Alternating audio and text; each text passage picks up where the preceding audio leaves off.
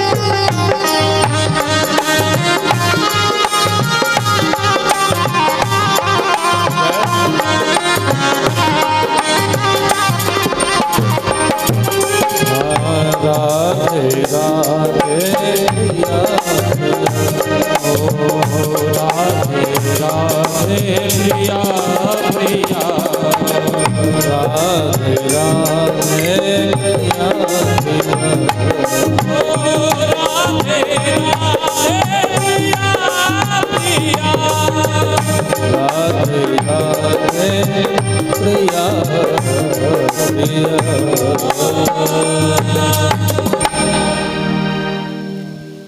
बोलिए सच्चिदानंद भगवान की जय हो।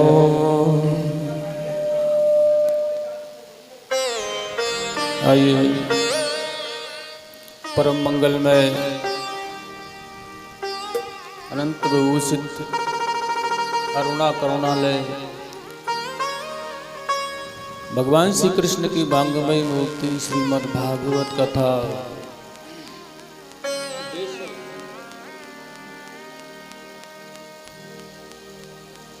के द्वितीय देवेश में प्रवेश करते हैं।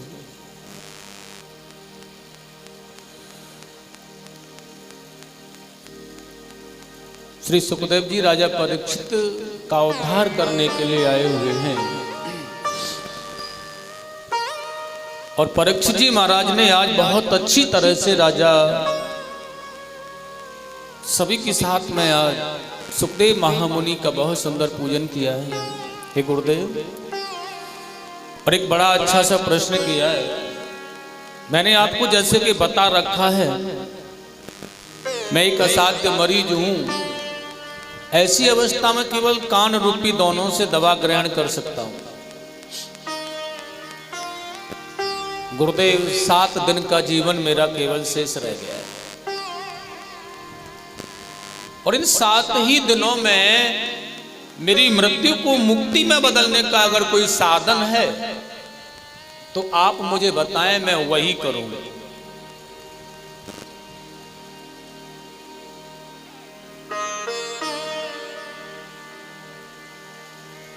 मामनी सुखदेव जी ने बड़ा सुंदर हंस करके कहा है,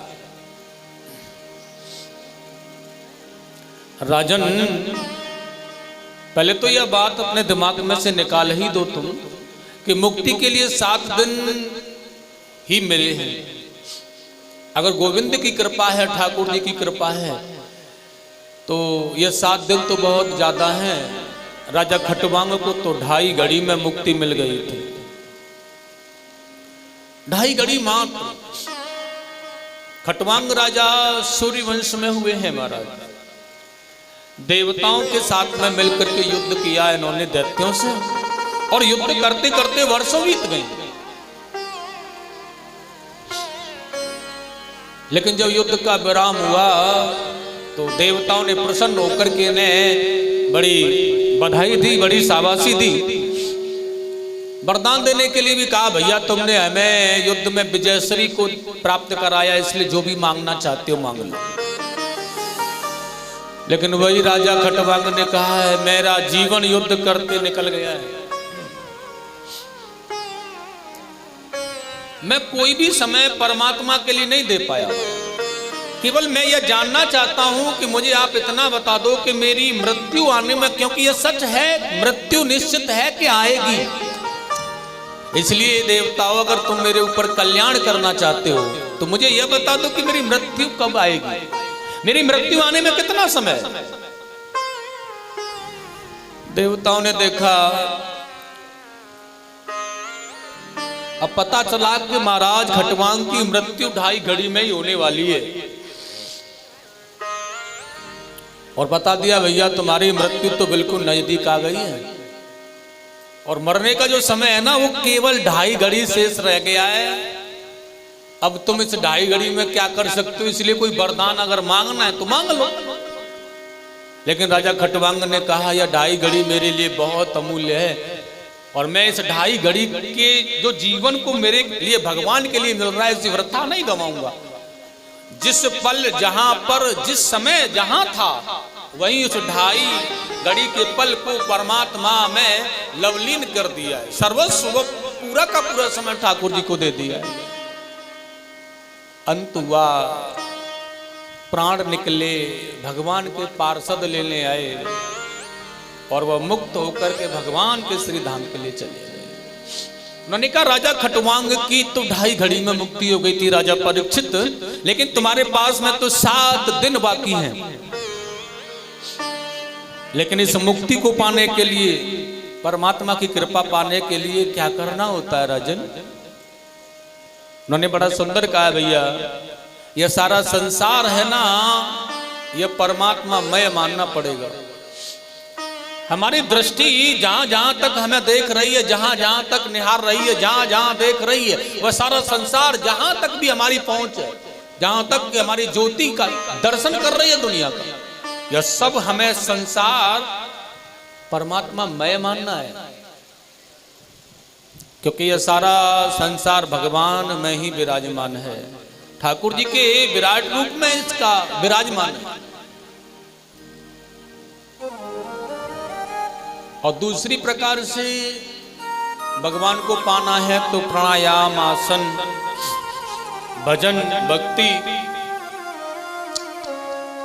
आरती, पूजा, अनुष्ठान, ये बहुत से कार्य हैं, इनके द्वारा भी प्रभु मिल जाते हैं।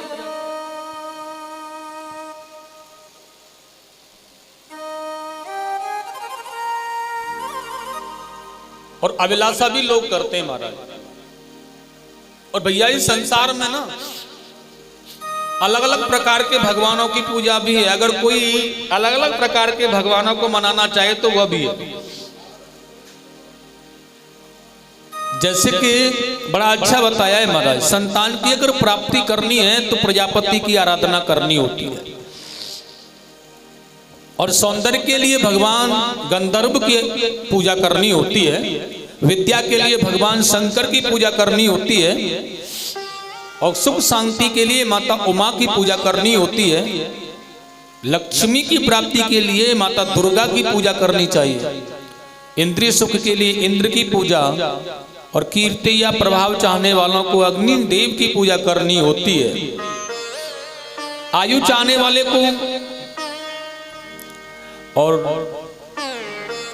परम आनंद की बात है सुंदर और वाली कन्याओं को पराम्बा देवी की पूजा करनी होती है। लेकिन सुखदेव जी ने कहा किसी भी प्रकार की कामना मन में न बसी हो तो फिर किस भगवान की पूजा करनी है? केवल मात्र एक मुक्ति का साधन है, और संसार में कुछ चाहिए नहीं, केवल मुक्ति हमें चाहिए, केवल ठाकुर जी की कृपा हमारे ऊपर बन जाए बस, और कुछ नहीं। दुनिया में और कुछ पाना नहीं है, और कुछ चाहना नहीं है, और कुछ लेना नहीं है, कुछ ढूंढना ही नहीं है। आप अपनी कृपा बना दें बस, उसके लिए क्या करना है। बड़ा सुंदर श्लोक गाया है व्यास जी ने यहाँ पर।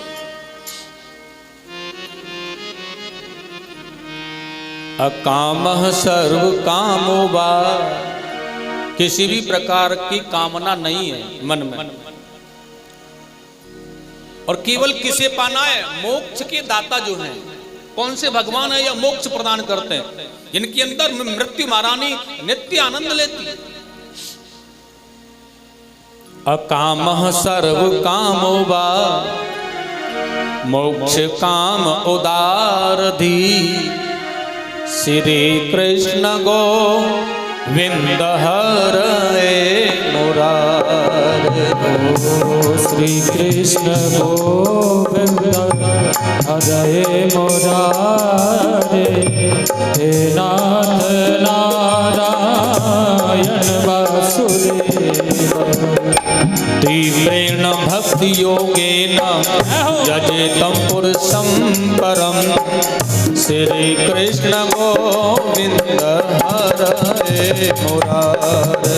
ओ श्री कृष्ण गोविंद हरे मुरारे। हे नाथ नारायण वासुदेव। श्री कृष्ण गोविंद हरे मुरारे। हे नाथ नारायण वासुदेव। श्री कृष्ण गोविंद हरे मुरारे। हे नाथ नारायण वासुदेव। किसी भी प्रकार की मन में कामना नहीं बसी है तो अकामम सर्व कामो वा मोक्ष कामोदारथि तीव्रेण भक्ति योगेन यजेतम पुरुषम परम। किसी ने कहा भैया दौड़ करके किसी काम छोटे बच्चे को बुलाया और बाबा ने कहा बैठा है कुर्सी पर हुक्का चल रहा है, भैया लाला रे बहुत जल्दी जा भाग करके काम करके ला। इसी प्रकार से जिस प्रकार से उस बालक को भागने का आदेश किया कि जल्दी जाकर के यह लेकर आओ, उसी प्रकार दुनिया के समस्त साधनों को छोड़ करके तीव्रता से भगवान श्री गोविंद की शरणागति पालो, भगवान कृष्ण की शरणागति पालो। इनके यहाँ पर मोक्ष और इनके यहाँ पर मृत्यु निवास करती है महाराज इनके चरणों में। दुनिया में किसी को पाने की आवश्यकता नहीं है, केवल एक आराध्य बना लो गोविंद को, आनंद मिल जाएगा। और भगवान सुखदेव जी ने कहा राजा परीक्षित जब इनकी इच्छा होती है ना तब ही उनके द्वारा सृष्टि का आरंभ होता है, और जब उनकी इच्छा होती है तो सृष्टि का विनाश भी होता है। इसलिए केवल अहंकार से बद्धीभूत रह करके हमें जीवन में कार्य नहीं करना है। यह मोह को नष्ट करना है, क्रोध को नष्ट करना है। एक बात और, ये क्रोध कुछ समय के लिए आता है तो कुछ न कुछ काम बिगाड़ ही जाता है। अच्छा, अहंकार भी कुछ समय के लिए आए तो काम बिगाड़ता ही है। इसलिए अहंकार आना और क्रोध आना यह दोनों बराबर के ही हिस्सेदार हैं। अहंकार में ही काम बिगड़ता है और क्रोध में भी काम बिगड़ता है। तीसरी बात है लोभ। ध्यान रखना, इनमें काम बिगड़ता है अहंकार, और क्रोध से भी बड़ा है लोभ। क्योंकि अहंकार और क्रोध आने पर यह निकल करके जीवन से चला जाता है। कुछ समय के लिए क्रोध आया और क्रोध आने के बाद वो शांत होता है, फिर समझ में भी आता है यह काम बिगड़ गया, क्रोध न करते तो न बिगड़ता। लेकिन जो लोभ है यह जीवन में भरा रहता है, क्योंकि ये अंदर है। क्रोध और अहंकार बाहर है, इसलिए वो शांत हो जाता है। लेकिन लोभ अंदर बैठा हुआ है, ये हमारे जीवन में कभी शांत नहीं होता, ये हमारे जीवन को बिगाड़ने का ही प्रयास करता रहता है। इसलिए हमें इससे दूर रहना है, और हो सके तो परमात्मा की शरणागति पाकर के इन सबसे हमें परे रहना पड़ेगा, अलग रहना पड़ेगा। लेकिन सुखदेव जी ने कहा राजन, जिस भगवान ने हमें यहां भेजा है, जब सृष्टि विलय होती है जल ही जल होता है, जब उनका मन होता है सृष्टि को आरंभ करने के लिए, तो सात्विक, राजस और तामस 5 महाभूत तथा 5 तन मात्राओं की उत्पत्ति होती है। इन्हीं सभी तत्वों को मिलाकर के एक अंड बनता है ब्रह्मांड में, और यह अंड हजारों वर्षों तक जल पर पड़ा रहता है। लेकिन भगवान नारायण जब इस अंड तत्व में प्रवेश करके इसका भेदन करते हैं, तो फिर यह हजारों वर्ष तक जल में शयन करते रहते, पड़े रहते। अब उनकी इच्छा हुई कि अब कुछ करना चाहिए। जब आए हैं तो उनकी नाभि से कमल निकलता है और उस कमल पर ब्रह्मा जी विराजमान होते। लेकिन भैया आप ब्रह्मा जी जिधर भी मुड़ मुड़ करके देख रहे कि मैं कहाँ आ गया, मुझे कुछ दिखाई नहीं दे रहा है, जल ही जल है। जिधर की तरफ देखते हैं उधर ही उनका एक मुख हो जाता है। लेकिन विचार किया है ब्रह्मा जी ने, अब मुझे करना क्या चाहिए? अच्छा, मुझे भेजने वाला कौन है, मैं कहां से आया हूं? ये सब कुछ उन्होंने प्रयास करके देखा, मुझे किसने भेजा है, मैं कहां से आया हूं, मुझे करना क्या है, लेकिन कुछ समझ में नहीं आया। और ढूंढने का उस कमल डल नाली में जाकर के देखा भी तो प्रयास खोज ही नहीं कर पाए। तभी अचानक से उन्हें जल में बहते हुए दो शब्द दिखाई दिए हैं, मानो कि उन्हें कोई कह रहा है कि तुम तप और प माने तपस्या करो, तप करो भैया, तप से बड़ा कोई साधन नहीं है। और वही देखिए आज ब्रह्मा जी तप करने लगे। स्वामी सुखदेव जी ने कहा, राजा परीक्षित, ब्रह्मा जी ने 100 वर्ष तक तप किया। उनकी तपस्या से प्रसन्न होकर के नारायण भगवान ने उन्हें दर्शन दिया है। और देखिए, दर्शन देने के बाद आज ब्रह्मा जी को नारायण भगवान ने बहुत अच्छी तरह से, बहुत सुंदर भागवत रहस्य दिव्य ज्ञान प्रदान किया।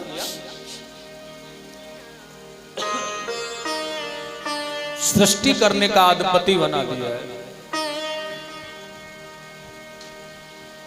आप सृष्टि करेंगे। और ये ब्रह्मा जी सृष्टि की रचना करने लगे। भगवान से कहा, प्रभु जी, ये सृष्टि की रचना करने का दायित्व तो तुमने मुझे दिया है, लेकिन इसका मुझे कहीं अहंकार न हो जाए, क्योंकि अहंकार जो होता है ना, यह विनाश करता है, इसलिए मुझे अहंकार न हो जाए। जब ब्रह्मा जी ने ऐसा कहा कि मुझे अहंकार न हो जाए कि मैं भगवान नारायण का सखा हूं, उन्होंने मुझे भेजा है, मुझे सृष्टि की रचना करनी है, यह इसका मैं अधिपति हूं, इस बात का अगर मुझे अहंकार हो गया तो गड़बड़ हो जाएगा प्रभु आपके सखापने का।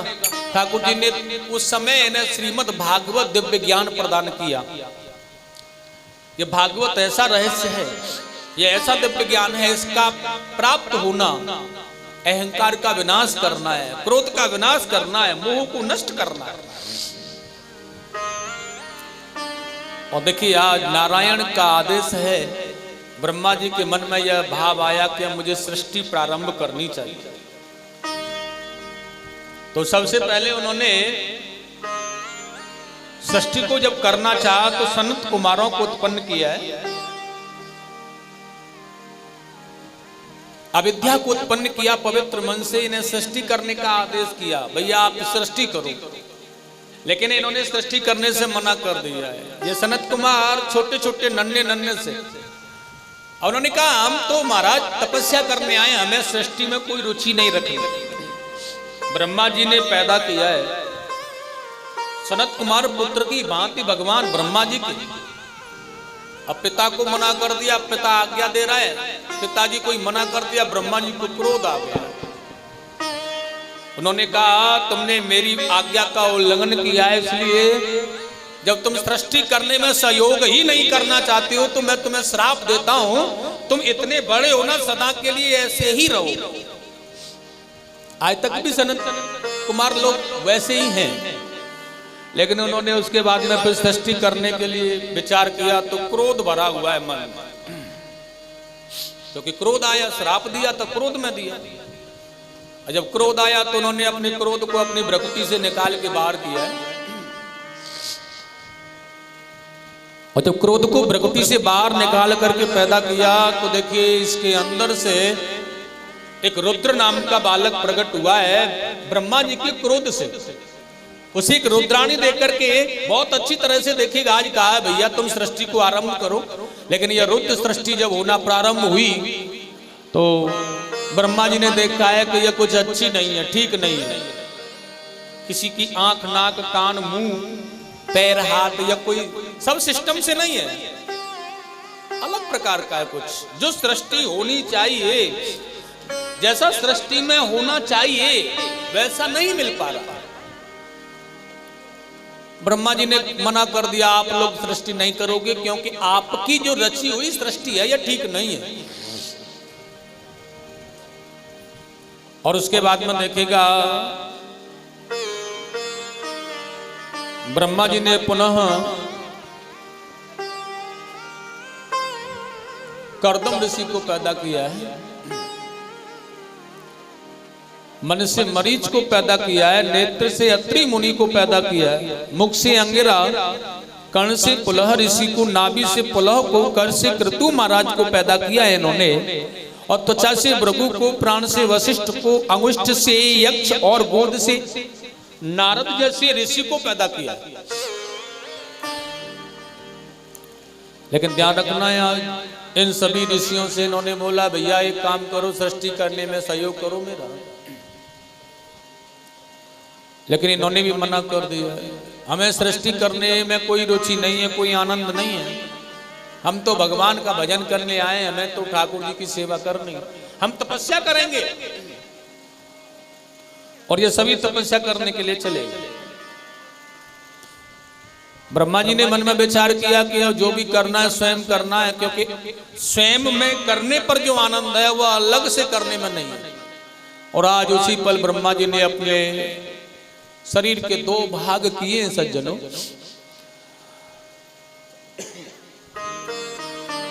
दाहिने भाग से मनु जी को उत्पन्न किया है, बाएं भाग से शत्रुपा को उत्पन्न किया है, और इन दोनों को मैथुन सृष्टि करने का आदेश किया है इन्होंने।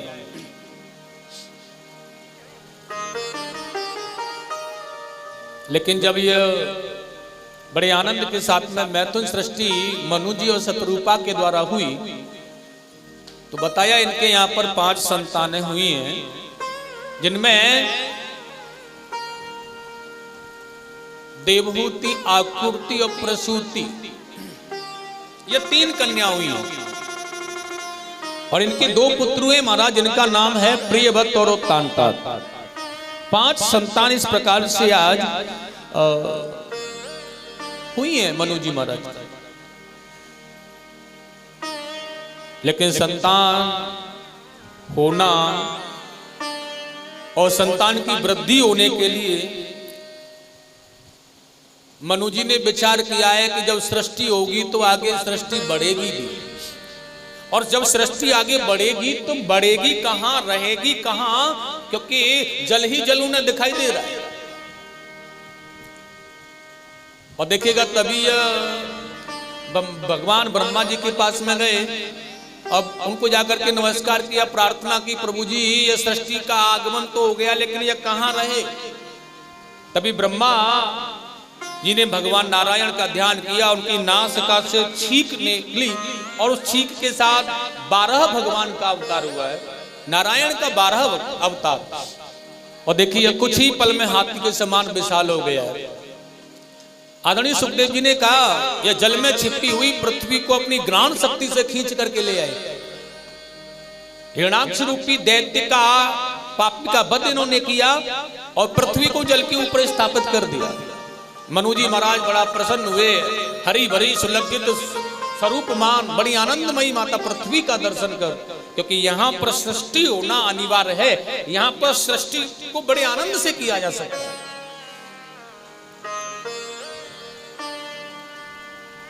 मनु जी बड़े आनंद के साथ में जीवन का निर्वाह अपने परिवार के साथ कर रहे हैं। और उसके बाद में बड़ा सुंदर कहा है आज राजा परीक्षित ने सुखदेव स्वामी से, गुरुदेव आप मुझे यह बताएं, ये ब्रह्मा जी ने अन्य ऋषियों को उत्पन्न किया, क्या किसी ने ब्रह्मा जी की सृष्टि करने में मदद की या फिर तपस्या ही करते रहे? सुखदेव जी ने कहा राजन, उन्होंने तपस्या करने के बाद में अपने पिता ब्रह्मा की सहायता सृष्टि को आगे बढ़ाने में की। जैसे कर्दम ऋषि की जब तपस्या पूर्ण हो गई तो भगवान नारायण उन्हें दर्शन देने के लिए गए, और जब दर्शन देने के लिए भगवान उन्हें पहुंचे तो उन्होंने कहा भैया तुम क्या मांगना चाहते हो, तुम्हारी इच्छा क्या है? तो सुखदेव जी ने कहा कर्दम ऋषि के मन में यह भाव आया कि मैं अपने पिता की इच्छा को पूर्ण करना चाहता हूं, तो उसके लिए एक बहुत सुशील धर्म पत्नी की आवश्यकता है। तो भगवान ने उन्हें वरदान दे दिया, चिंता मत करो, तुम्हारे आश्रम पर ही आज से तीसरे दिन मनु जी महाराज अपनी पुत्री को लेकर के आएंगे। मना मत कर देना बस आप, वो तुम्हारे योग्य हैं, विवाह कर लेना और सृष्टि को आगे बढ़ाना। कर्दम जी ने कहा, प्रभु ये तो बहुत अच्छी बात है, लेकिन आप मुझे एक वरदान और दें। क्या? मेरे यहां पर आप पुत्र बन करके पधारें, तो मैं विवाह करने के लिए तैयार हूं। ठाकुर जी ने कहा, ठीक है, मैं तुम्हारे यहां पर पुत्र बन करके तुम्हारा आऊंगा।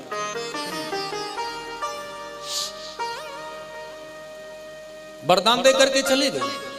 अब कर्दम जी को पता है कि मेरे यहां पर आज से तीसरे दिन भगवान ने कहा, इसलिए वो लोग आएंगे। बड़ा आनंद है, बड़ा भाव है, बड़ा सुंदर आश्रम है। समय आया, मनु जी महाराज अपनी पुत्री को लेकर के पधारे। आने वाले की संख्या 3 थी, इसलिए दिव्य आसन कर्दम जी ने अपने योग बल से उनके लिए डाले हैं, और वो 3 दिव्य आसन पड़े हुए हैं महाराज। और बड़ा सुंदर स्वागत किया है। स्वागतम्बो महाभाग, आइए पधारिए, ये आसन आपके लिए, बैठ जाइए इन पर। मनु जी ने देखा, बड़ा अच्छा आदर है, बड़ा सुंदर सत्कार है, बड़ी सुंदर मन की भावना है इनकी, और कितना शीतल भाव है, कितना आनंद है इनके अंदर, योग्य है ये मेरी पुत्री के लिए। लेकिन वही आसनों पर आए, शत्रुपा बैठ गई, मनु जी बैठ गए, तीसरा आसन खाली है जो देवहूति के लिए डाला हुआ था। अपने माता पिता के पास में खड़ी हैं देवहूति, और वही कर्दम मुनि बार बार कह रहे हैं, देवी आसन तुम्हारे लिए डाला है, बैठ जाइएगा आप, बैठ जाओ आप इस पर। लेकिन देवहूति उस आसन को ग्रहण नहीं कर रहे हैं। स्वामी सुखदेव जी ने राजा परीक्षित से कहा, राजन मैं तुम्हें बता देना चाहता हूं, यह देवहूति होती कौन है, किन मैयाओं को देवहूति कहा जाता है। उन्होंने कहा, भैया देवहूति वह होता है जो कि अपने विवेक रूपी भाव से, अपने सरल भाव से, सत बुद्धि के द्वारा, अपनी सरलता के द्वारा देवता को प्रसन्न कर सकता है, उसे देवहूति कहते हैं। अपने भजन से, मंत्र से जो भगवान को सामर्थ्य कर ले, भगवान को बुला ले, भगवान की प्रार्थना कर उन्हें मनाने का कार्य करता है, उसे कहते हैं देवहूति। जो सुशील और सतबुद्धि है हमारे जीवन की, वह देवहूति है, जिसके अंदर शीतलता भरी है, जिसके अंदर सरलता भरी है, जो कटु नहीं भाव दर्शाती है, शीतल भाव दर्शाती है, जो तरल है, वह देवहूति है। और उन्होंने कहा, वह सही क्या है गलत क्या है यह जानती है देवहूति, और उन्होंने पल मात्र नहीं की विचार करने में, और एक पल मात्र में ही सोच लिया कि ये आसन जो पड़े हुए हैं ना, ये यहाँ कोई और डालने वाला नहीं है, इन्होंने ही बिछाया होगा, अपने हाथ से इन्होंने ही डाला होगा। और देवहूति ने यह विचार भी कर लिया है, मुझे लगता है यह निश्चित है कि यही मेरे पति बनने वाले हैं, और यह आसन जो डाला है ना, मेरे पति ने डाला है, इसलिए अगर मैं इस आसन पर बैठ जाऊंगी तो मुझे नरक में जाना ही पड़ेगा। ध्यान रखना सज्जनों, अभी शादी नहीं हुई है, शादी से पहले देवहूति रूपी सरल बुद्धि ने यह सोच लिया है कि यही मेरे पति बनने वाले हैं, निश्चित रूप से। और यह आसन भी डालने वाला कोई और नजर नहीं आ रहा है। हो सकता है अवश्य ही इन्होंने ही डाला है, इनके द्वारा सेवा है, और अगर मैं इनके द्वारा बिछाए आसन पर बैठूंगी तो जब अवश्य मुझे नरक में जाना ही पड़ेगा। सबसे पहली बात, इसलिए मैं इस आसन पर नहीं बैठ सकती हूं, तो बैठी नहीं। अब दूसरी बात, कर्दम जी बार बार आग्रह कर रहे हैं, बैठ जाइए, आसन तुम्हारे लिए। अच्छा, देवहूति आसन पर बैठ क्यों नहीं रही है? क्योंकि उन्होंने पति मान लिया है, पति के द्वारा सेवा नहीं कराना चाहती अपनी। अब एक विधान और है, एक समस्या और खड़ी हो गई है। जब पति मान ही लिया है तो शास्त्र का विधान ऐसा कहता है कि हर पत्नी को अपने पति की आज्ञा का पालन करना चाहिए। और पतिदेव कह रहे हैं ये आसन तुम्हारे लिए डाला, बैठ जाओ। अब समस्या खड़ी हो गई है, पतिदेव ने आग्रह कर दिया आसन तुम्हारे लिए डाला है, बैठ जाओ। पति की आज्ञा का पालन नहीं करती है देवहूति तो भी नरक में जाना पड़ेगा। अगर पति की आज्ञा का पालन करती हैं तो भी नरक में जाना पड़ेगा। आज्ञा करने पर आसन पर बैठेंगी और आज्ञा को नहीं मानती हैं तो भी नरक में जाना है, क्योंकि आदेश है पतिदेव का, बैठ जाओ। समस्या खड़ी हो गई। ऐसी परिस्थिति में नरक में जान, दोनों तरफ नरक में जाने का विधान है। आज्ञा का पालन न करना नरक में जाना, और देखिएगा आसन पर बैठ जाने पर भी नरक में जाना है। अब देखेंगे देवहूति क्या कर सकती है।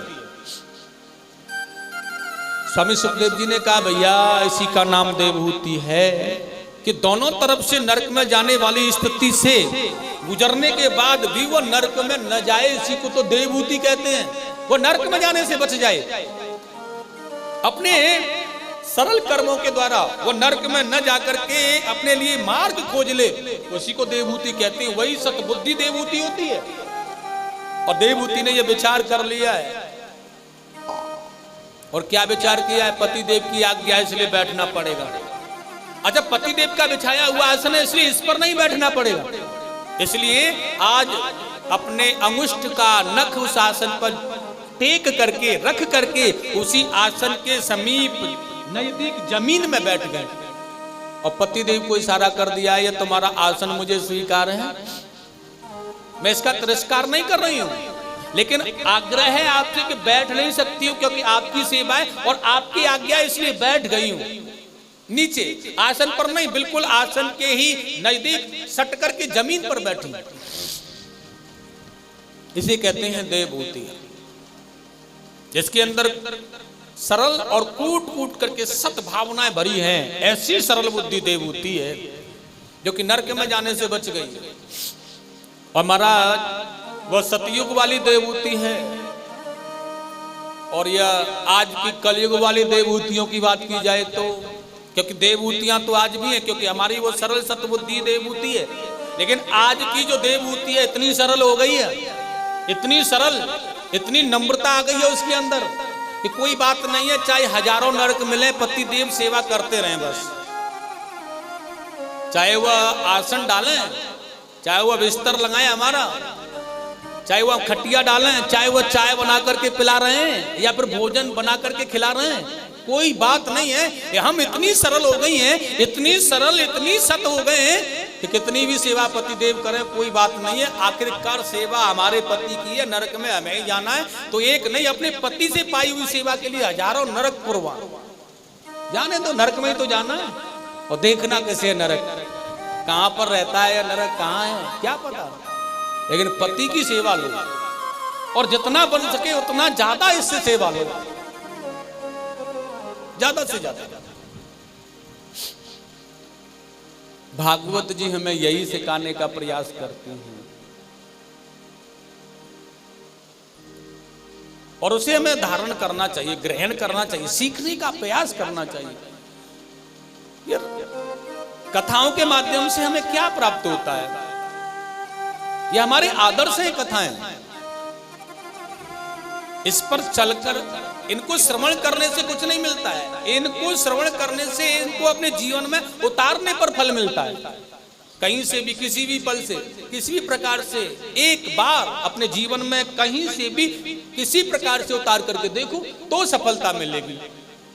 आप श्रवण करके चले जाएं, बैठ करके 3 घंटे का समय मिला, कथा हो रही है, बड़ी अच्छी, बड़ी सुंदर व्यवस्था है, बड़े आराम से कथा को सुना। 3 घंटे कथा तो बड़ी अच्छी थी, बड़े आराम से गए, लेकिन फिर घर में जाती हुई। अच्छा, भागवत में यह परम शक्ति तो होती है कि भगवत पंडाल में आकर के बैठने पर तो हमारी समझ में आता है कि बात तो सही है, कुछ बात तो बड़ी अच्छी है। और ये जो कह रहे हैं ना महाराज जी, ये बड़ी अच्छी बात है, सही कह रहे हैं कि हमें अपने पति के साथ ऐसा करना नहीं चाहिए। लेकिन घर में जाते ही, क्योंकि पता है ना ये जो हमारे अंदर शत्रु बैठे हुए हैं ना, यह भगवान के भय के कारण, कथा रसास्वादन अमृत के कारण हमसे दूर हट तो जाते हैं, लेकिन दूर भागने के बाद में प्रबलता इतनी हमारे अंदर नहीं होती कि जो हमें छोड़ करके चले जाएं। हमारे भगवत पंडाल से बाहर निकलते ही साथ में फिर आ जाते हैं। और जैसे घर में जाते हैं ना, घर की कुंडी खोलने पर तो फिर बिल्कुल ही सवार हो जाते हैं, और फिर तो वही। इसलिए जीवन में सरलता बनानी है, इतनी सरलता बनाओ भैया, हमारा जो जीवन है ना इतना सरल हो भैया, हर पल हम ठाकुर, कोई भी काम करें उसे ठाकुर जी का कार्य समझ करके करें, तो आनंद आता है।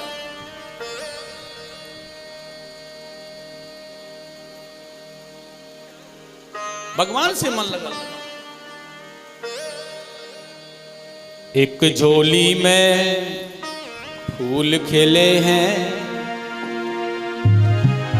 क्योंकि एक बात और ध्यान रखना, यह दुख और सुख का जो कारण बना है ना, यह हमारे कर्मों के आधार पर बना है, बल्कि परमात्मा ने नहीं बनाया।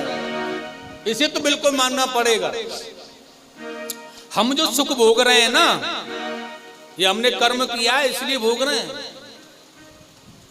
अच्छा, आप कहें भैया परमात्मा ही सुख और दुख देता है, तो नहीं, अपने कर्मों की अनुसार मिलता है। इसलिए अच्छा कर्म करके आए हैं, कथा सुन रहे हैं, बैठे हैं, अच्छा जीवन चल रहा है।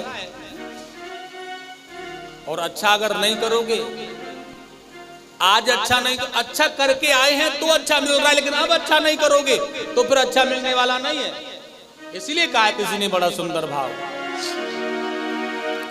एक झोली में फूल खिले हैं, एक झोली में कांटे, अरे कोई कारण होगा, अरे कोई कारण होगा। और वो इतना भी कह रहा है, बांटने वाला मेरे बस में कुछ भी नहीं है, बांटने वाला बांटे, अरे कोई कारण होगा, अरे कोई कारण होगा, अरे कोई कारण होगा, अरे कोई कारण होगा। एक झोली में फूल भरे हैं, एक झोली में बातें, कारण होगा, अरे कोई कारण होगा।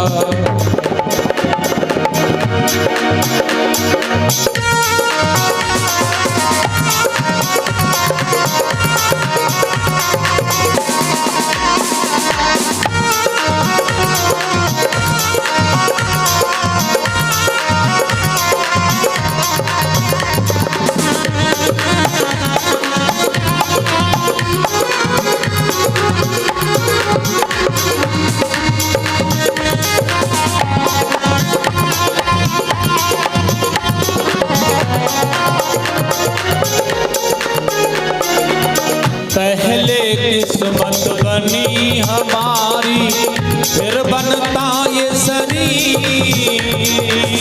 पहले किस्मत बनी हमारी, फिर बनता ये शरीर। हम लोग दुनिया में आकर के पहले बनाते हैं, उसके बाद में उसका फल मिलता है, लेकिन वो पहले बनाता है किस्मत को, उसके बाद भेजता है। ऐसा किया है इसलिए ऐसा तो भोगना पड़ेगा। हाँ, पहले किस्मत बनी हमारी, फिर बनता ये शरीर। पहले किस्मत बनी हमारी, फिर बनता ये शरीर। ये मालिक की कारीगरी है, ये मालिक की कारीगरी है। तू क्यों है गमगी, तू क्यों है गमगी, अरे कोई कारण होगा, अरे कोई कारण होगा, अरे कोई कारण होगा, अरे कोई कारण होगा, अरे कोई कारण होगा।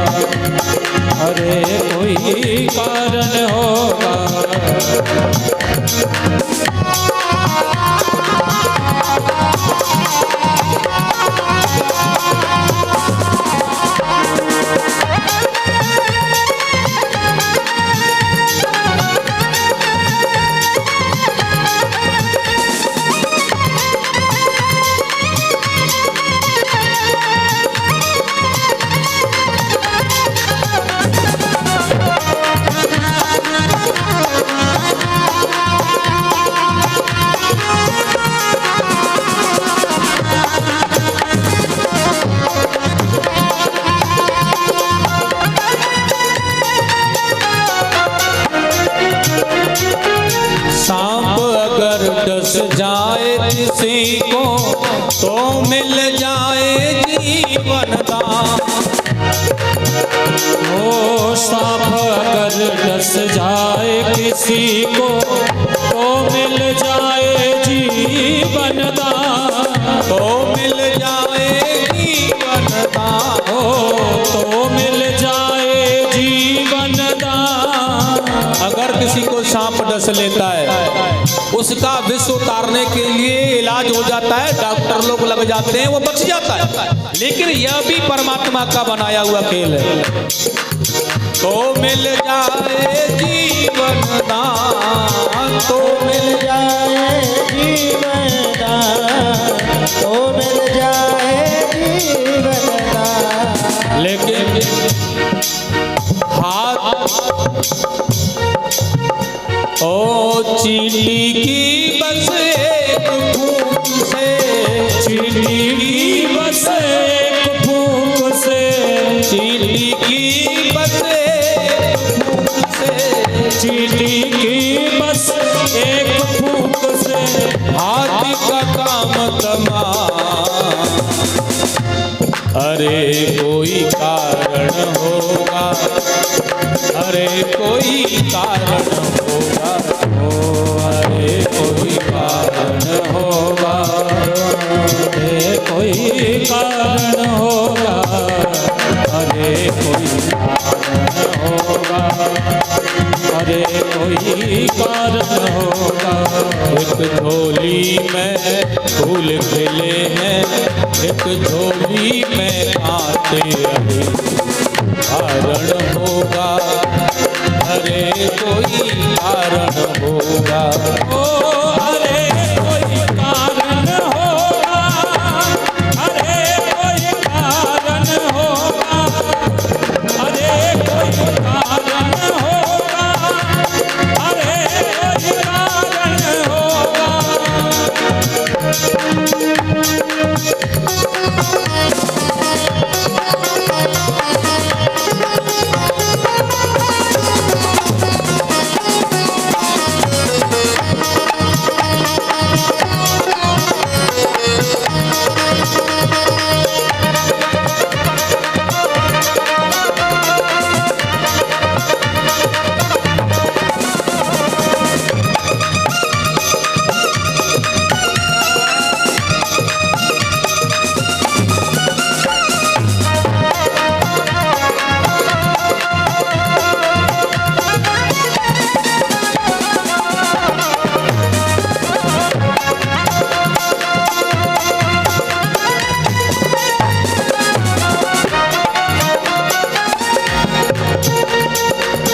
किसी किसी की सागर से भी बुझती नहीं है प्यास, बुझती नहीं है प्यास रे भैया, बुझती नहीं है प्यास। किसी किसी की सागर से भी बुझती नहीं है प्यास, बुझती नहीं है प्यास, बुझती नहीं है प्यास। किसी किसी की एक बूंद से, किसी किसी की एक बूंद से बंध जाती है बंध जाती है। अरे कोई कारण होगा, अरे कोई कारण होगा, अरे कोई कारण होगा, अरे कोई कारण होगा, कोई कारण होगा, अरे कोई कारण होगा। एक झोली में फूल खिले हैं, एक झोली में कांटे, अरे कारण होगा, अरे कोई कारण होगा। अरे कोई कारण होगा, अरे कोई कारण होगा, अरे कोई कारण होगा, अरे कोई कारण होगा। अरे कोई कारण होगा, अरे कोई कारण होगा, अरे कोई कारण होगा, अरे कोई कारण होगा। कारण होगा, अरे कोई कारण होगा। बोलिए गोविंद भगवान की जय हो।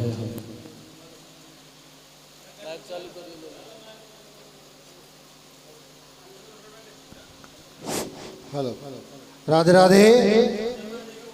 आज भागवत की कथा में दान देने वालों के नाम इस प्रकार हैं। सूबेदार अवतार सिंह साहब 2100 रुपये भगवानी कथा में दान करते हैं, बहुत बहुत धन्यवाद। तालियां बजा दिया करो। कैप्टन रिसाल सिंह चाहर साहब 3100 रुपये भगवानी दान करते हैं, बहुत बहुत धन्यवाद। लक्ष्मण सिंह तोमर जी 500 रुपये भगवानी कथा में दान करते हैं, बहुत बहुत धन्यवाद। राधे राधे।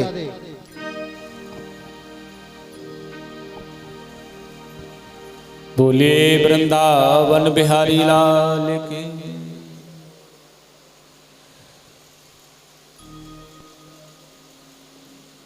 किसी किसी की सागर से भी बुझती नहीं है प्यास, और किसी किसी की एक बूंद से बंध जाती है आस। अरे कोई कारण होगा। बांटने वाला बांट रहा है। अब किसे क्या मिलना है यह तो हमारे ऊपर निर्भर है, हमारे कर्मों के ऊपर निर्भर है, हमने क्या किया है। इसलिए जैसा हम करेंगे वैसा ही पाएंगे। इसलिए जीवन को सदाचार बना करके रखना है। हमें अपना जीवन सरल बना करके रखना होगा, और जितना सरल हमारा यह जीवन होगा उतना ही आनंद हमारे जीवन में भरा होगा।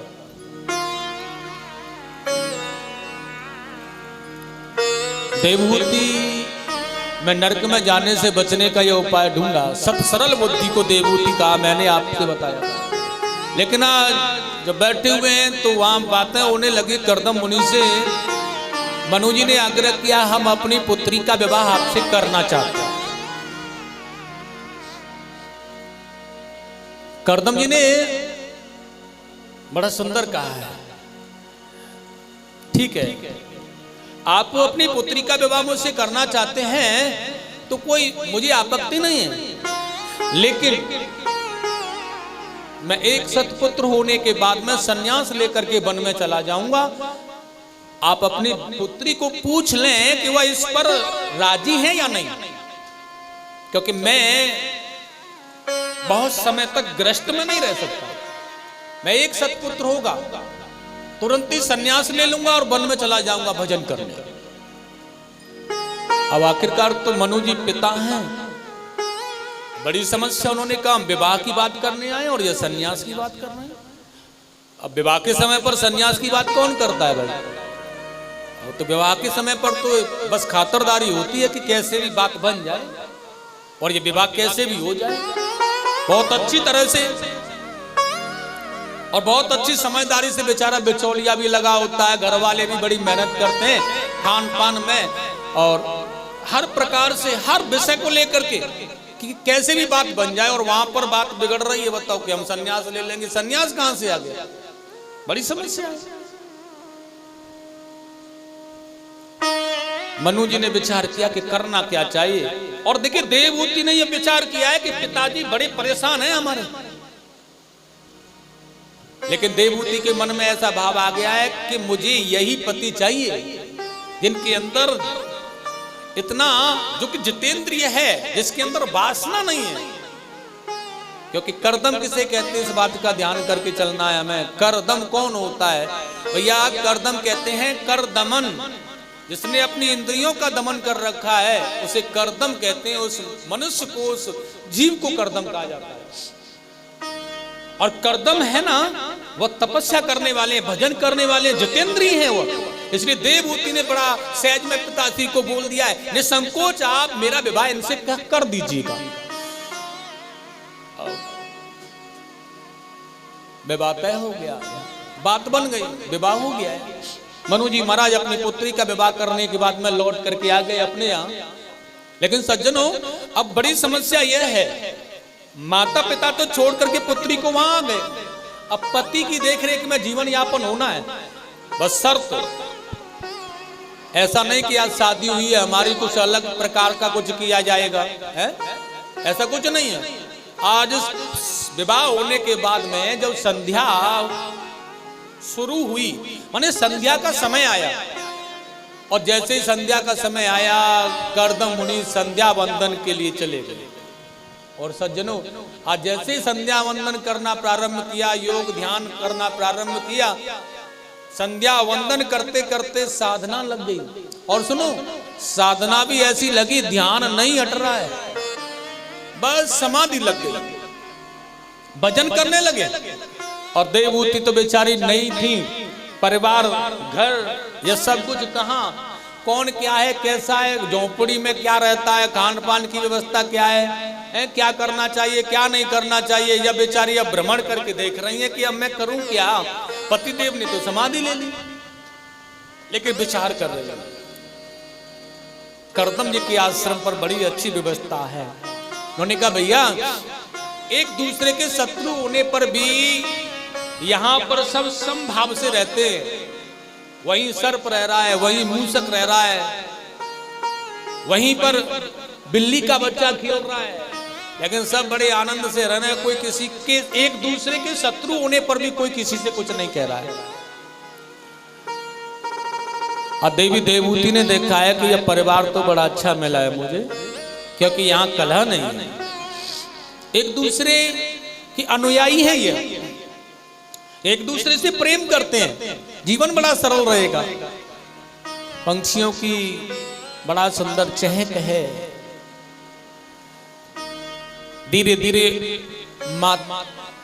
एक नारी जैसा करती है, एक माता जैसा करती है, या एक पत्नी जैसा करती है, उसी प्रकार अपने परिवार, अपने आश्रम को, अपने घर को उन्होंने संभालना प्रारंभ किया है। अब पतिदेव तो समाधि में बैठे हैं, प्रातः बड़े सुंदर भाव से उनको नहलाना धुलाना, दिव्य अर्चन वंदन करना, सब कुछ बड़े आराम से चल रहा है। बेचारी अपने पति की सेवा करते करते अपने शरीर को जर्जर कर देती है, लेकिन अपने पति की सेवा में कोई भी कमी उन्होंने नहीं छोड़ी है। और सुनिएगा, महामुनि सुखदेव जी कह रहे हैं, राजा परीक्षित, देवहूति के पति करदम को समाधि में 40 वर्ष व्यतीत हो गए। बताइएगा, शादी हुई थी, लेकिन शादी के ही दिन समाधि में चले गए और बड़े आराम से भजन करने लगे। देवहूति उन्हीं के पास रह करके सेवा करती नहीं, और 40 वर्ष तक अपने पति देव के चरणों की सेवा करते करते बिता दिया। एक पल भी अपने माता पिता का ख्याल नहीं किया, न वहां गई न छोड़ा। और करदम जी ने जब समाधि को खोल करके देखा है, 40 वर्ष बीतने पर एक देवी उनकी सेवा में लगी है। कौन है आप? माता देवहूति ने देखा है कि पति देव ने नेत्र खोले हैं, आज समाधि खुल गई है इनकी, पास में आकर के देखा है। करदम जी ने कहा, आप कौन हैं? देवहूति ने विचार किया, लगता है कि समाधि लेने पर इन्हें यह भी ख्याल नहीं रहा कि मेरी शादी इनसे हो गई है। अब याद दिला रहे हैं, बताया है मैं आपकी अर्धांगिनी हूं, आप मेरे पति हैं, और स्वामी मेरे पिताजी ने आपको मुझे समर्पण किया था, आप ध्यान कीजिएगा। और करदम जी ने जब ध्यान किया कि 40 वर्ष पहले मनु जी ने अपनी पुत्री देवहूति को मुझे समर्पण किया और मैंने इनके साथ में विवाह किया, लेकिन आज उन्हें अफसोस हुआ है कि मैंने अपनी पत्नी के साथ में यह ठीक नहीं किया, मैंने इन्हें दुख दिया है, मैंने इन्हें परेशान रखा है।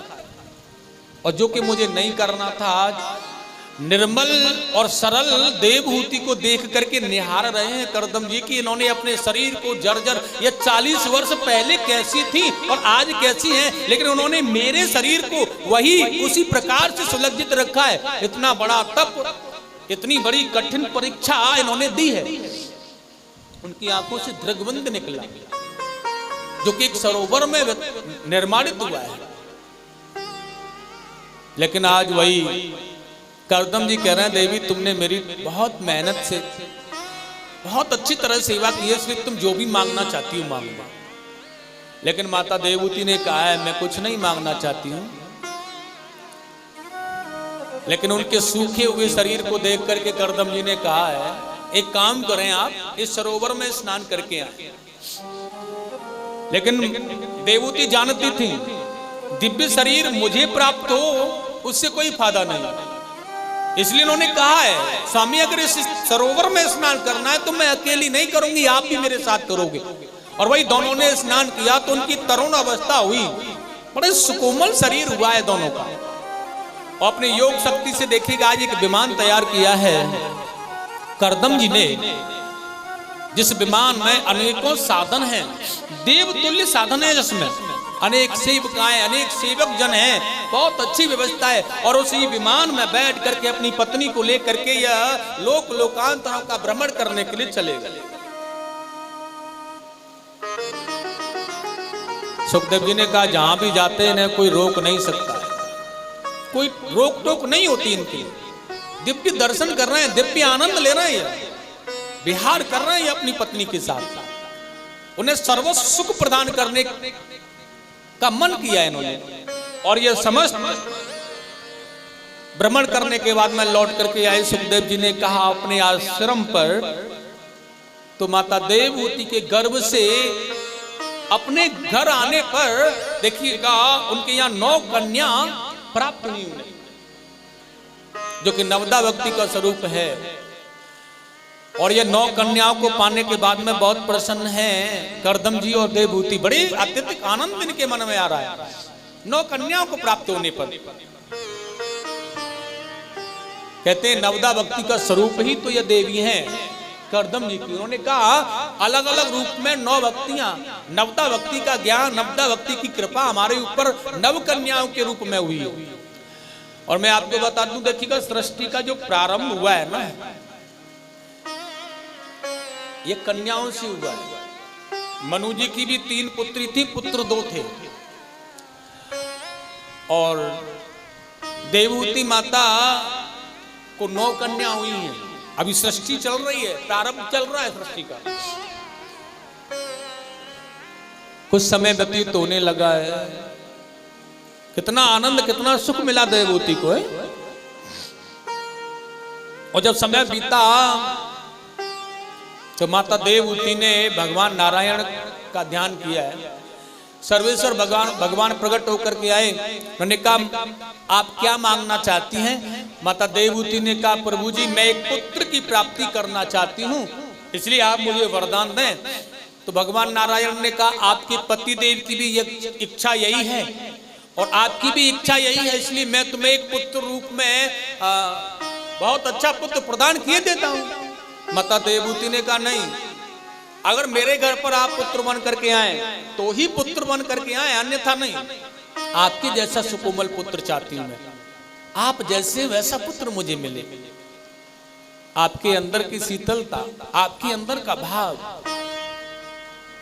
भगवान ने कहा तथास्तु, मेरे जैसा तो मैया मैं हूं, इसलिए मैं तुम्हारे यहाँ पर पुत्र बन करके आऊंगा। और ऐसा वरदान दे दिया है आज माता देवहूति को। लेकिन समय आने पर सुखदेव जी ने कहा राजा परीक्षित आज माता देवहूति के गर्भ से भगवान साक्षात कपिल के रूप में अवतरित होकर के आए। प्रेम से बोलेंगे कपिल भगवान की, भगवान कपिल के रूप में। बड़ा आनंद का विषय है भगवान कपिल का प्रागट्य शीतलता और सरलता की भक्ति, बड़ा पावन भाव। धीरे धीरे यह परिवार बढ़ रहा है और वह कन्याएं विवाह के योग्य हो चुकी हैं। और देखिए, जब कन्याएं विवाह के योग्य हो जाती हैं तो पिता को कुछ चिंता होती है। जैसे कि आज मनु जी को या कर्दम ऋषि को बहुत बड़ी चिंता होने लगी है, मैं अपनी पुत्रियों के लिए सुयोग्य वर ढूंढूं, कहां मिलेंगे, कैसे मिलेंगे। और जब ये चिंता हुई इनको, तो देखिएगा ब्रह्मा जी इनके पास में 9 ऋषियों को लेकर के आए भैया।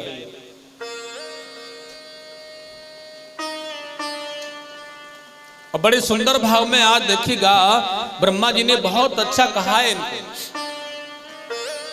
तुम्हें चिंता करने की आवश्यकता नहीं है।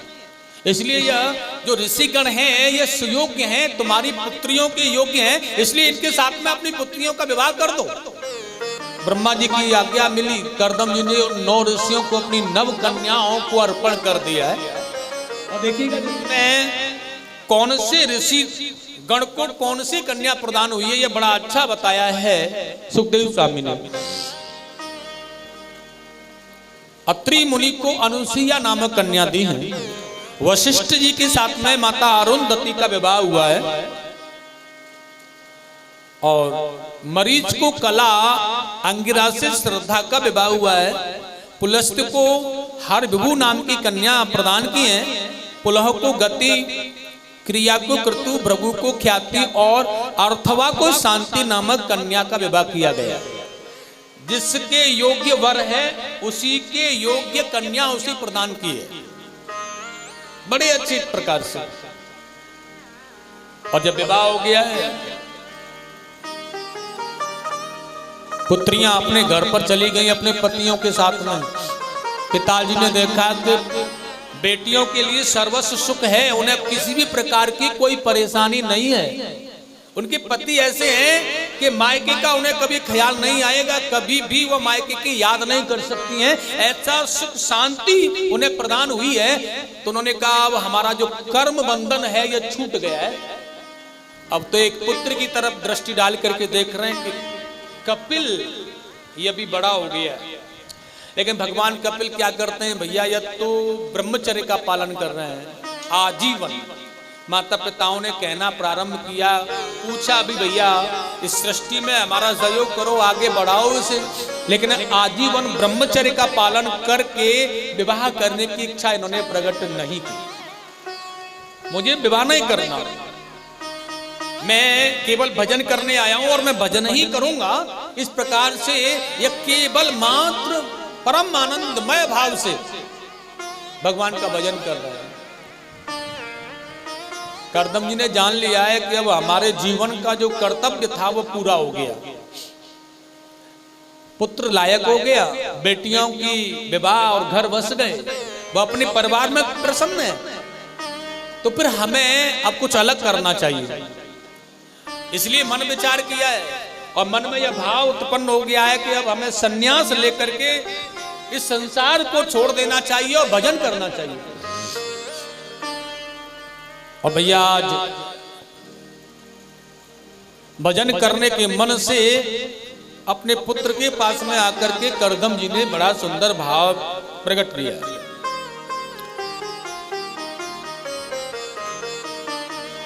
कपिल के पास में आकर के कर्दम जी ने कहा है, पुत्र काम्यानाम कर्मणाम न्यास संन्यास कवयो विदुः। पुत्र मैं चाहता हूं कि मैं उस संन्यास लेकर के भगवान का भजन करूं। भगवान कपिल ने कहा, पिताजी यह संन्यास से बढ़कर के तो कोई दूसरा धर्म नहीं है। अगर तुम संन्यास लेकर के भगवान का भजन करना चाहते हो तो इसमें आपत्ति ही कुछ भी नहीं है। इसलिए आप और सुनो, ये संन्यास लेकर के भगवान का भजन करना तो देर नहीं करनी चाहिए, जल्दी करना चाहिए ये काम। भजन ही तो करना है, कुछ गलत थोड़ी कर रहे हैं। अब जब भगवान से जुड़ना है तो जल्दी जुड़ो। पुत्र ने तो ऐसा कह दिया। अच्छा, कर्दम जी ने पूछा क्यों? क्या आती आवश्यक था कर्दम को संन्यास जाने के समय पुत्र की सलाह लेना? उन्होंने कहा हमारे शास्त्र जिस धर्म पर, जिन शास्त्रों पर हम चल रहे हैं ना भैया, हमारे ये शास्त्र कहते हैं किसी पिता को अगर पुत्र लायक है तो किसी काम को करने से पहले उसका परामर्श कर लेना चाहिए।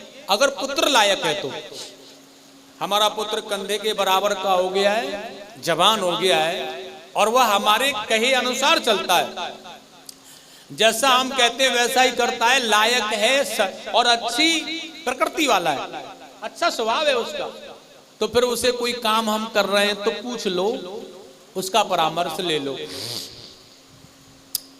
और देखिए जब कपिल भगवान का परामर्श लिया तो बोल दिया ठीक है, जो मन में था कि संन्यास लेना है, मना नहीं किया, ठीक है आप संन्यास लेकर के भजन करो। तो लायक पुत्र था इसलिए जो मन में था वो पूरी हो गई इच्छा। अगर लायक नहीं होते कपिल, अगर लायक पुत्र नहीं होता तो फिर वो क्या कहता, संन्यास की आवश्यकता क्या है, अरे घर परिवार को संभाल लो ना, क्यों संन्यास ले रहे हो, क्या रखा है भजन में, क्या रखा है, गोवर्धन की परिक्रमा जाकर दोगे, यहीं रखा हो बच्चों को देखभाल करते रहना, पिताजी कहीं जाने की आवश्यकता नहीं है, खरग में बंधे पशुओं की देखभाल करो, यही जीवन है सबसे बड़ा, और कहां जाओगे, ऐसा कहता है आज का कपिल। लेकिन भगवान कपिल ने ऐसा नहीं कहा है, सर्वोत्तम फल है संन्यास की प्राप्ति करना। एक पुत्र अपने पिता को उपदेश कर रहा है कि तुम्हारे जीवन का कर्म पूरा हो गया है, फिर इस दलदल में मत रहिए, भजन करो, छोड़ो सब। जिस प्रकार से एक पिता अपने पारिवारिक संबंधों को पूर्ण कर रहा है, अपने बेटियों की शादी कर रहा है, अपने पुत्र को लायक कर रहा है, अपने बच्चों को पढ़ा लिखा करके बहुत अच्छी तरह से लायक बना देता है, तो फिर दूसरे वालों की तो बारी आनी चाहिए कि अब वह अपने परिवार को पढ़ा लिखा करके लायक बनाए। अब वो जिम्मेदारी उनकी है, बल्कि हमारी नहीं, इसलिए हमें छोड़ देना चाहिए और फिर हमें भजन करना चाहिए, ज्यादा से ज्यादा भजन, ज्यादा से ज्यादा भगवान का बन करके रहना चाहिए। क्योंकि जो जीवन आज मिला है ना इतना बढ़िया, यह भजन के प्रताप से मिला है। अगर अब भजन नहीं किया तो आने वाला समय ऐसा नहीं हो, ये बिल्कुल सत्य है।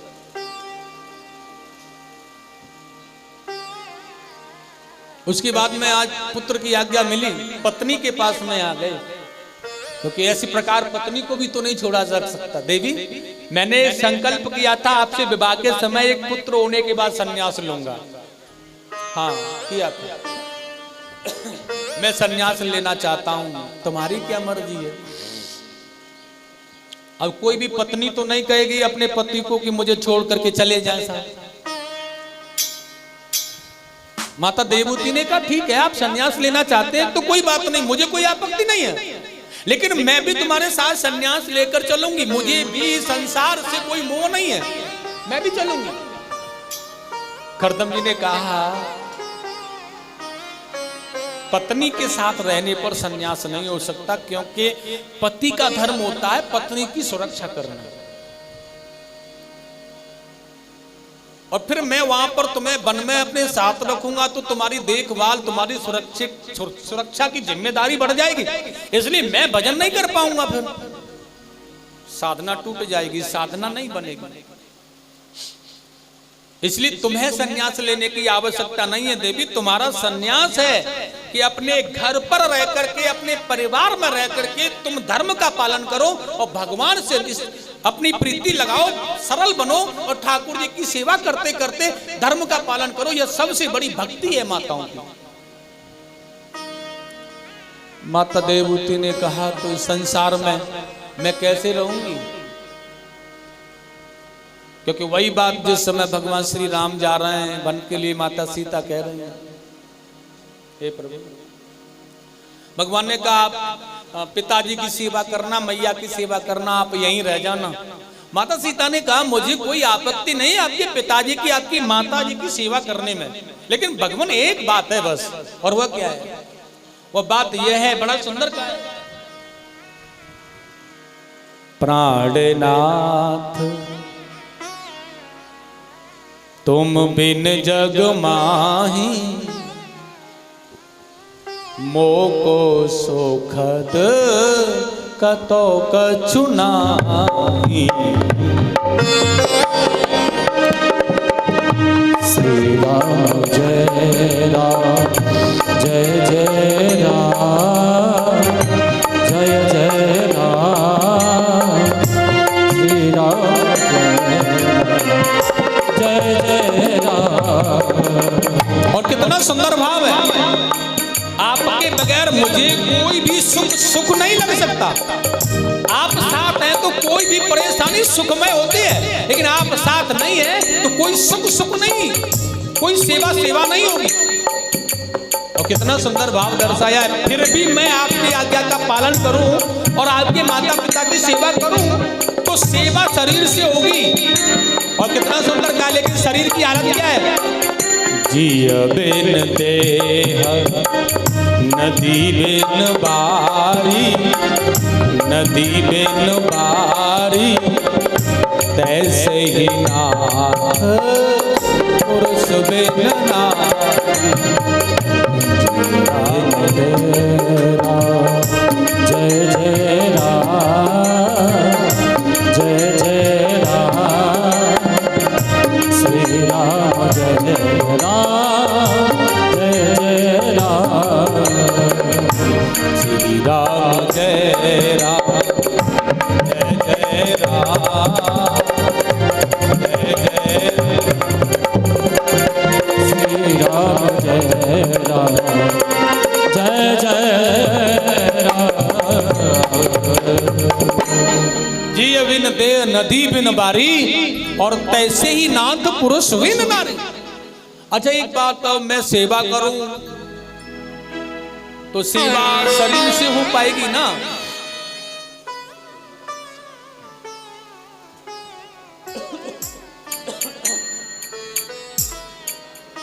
लेकिन मेरे प्राण तो तुम्हारे साथ चले जाएंगे, और जब जीव के अंदर, देह के अंदर से प्राण निकल जाए, जीव निकल जाता है, तो फिर यह बेकार हो जाता है, फिर सेवा कैसे होगी? इसलिए प्राण आपके साथ होंगे, शरीर अवध में होगा, तो फिर सेवा का तो भाव ही नहीं बनता है। इसलिए हे नाथ, मेरा अस्तित्व तो नहीं है आपके बगैर यहाँ। आप मुझे बेशक छोड़ दें, लेकिन बिना आपके मैं कर क्या पाऊंगी? और वही कहा है माता देवहूति ने, इस संसार में बिना पुरुष के एक नारी की कोई प्रधानता नहीं है भगवान। आप मुझे यहाँ पर छोड़ करके चले जाएंगे तो मैं कैसे जीवन यापन करूंगी, कैसे रहूंगी, क्या करूंगी मैं? बहुत अच्छी प्रकार से आप देखिएगा, करदम जी ने समझाने का प्रयास किया है देवहूति को। और देखिए कितने सुंदर भाव में कहा है, देवी नारी को संन्यास लेकर के जंगल में नहीं ले जाया सकता, इसलिए नारी के जीवन की प्रधानता शास्त्रों में लिखी है वो 3 प्रकार से। उन्होंने कहा पहला जो जीवन होता है नारी का वह होता है बचपन। वह कहां व्यतीत होता है? उन्होंने कहा भैया वह अपने पिताजी की देखरेख में मायके में व्यतीत होता है, माता पिता की देखरेख में। उसने कहा उसके बाद में आती है जवानी। उन्होंने कहा वह विवाह होने के बाद पति की देखरेख में गुजरता है। जवानी का मालिक होता है, उसकी सुरक्षा जिम्मेदारी का दायित्व होता है पति के ऊपर। उन्होंने कहा उसके बाद आता है तीसरा, वो होता है बुढ़ापा। बुढ़ापे की जिम्मेदारी किस पर होती है?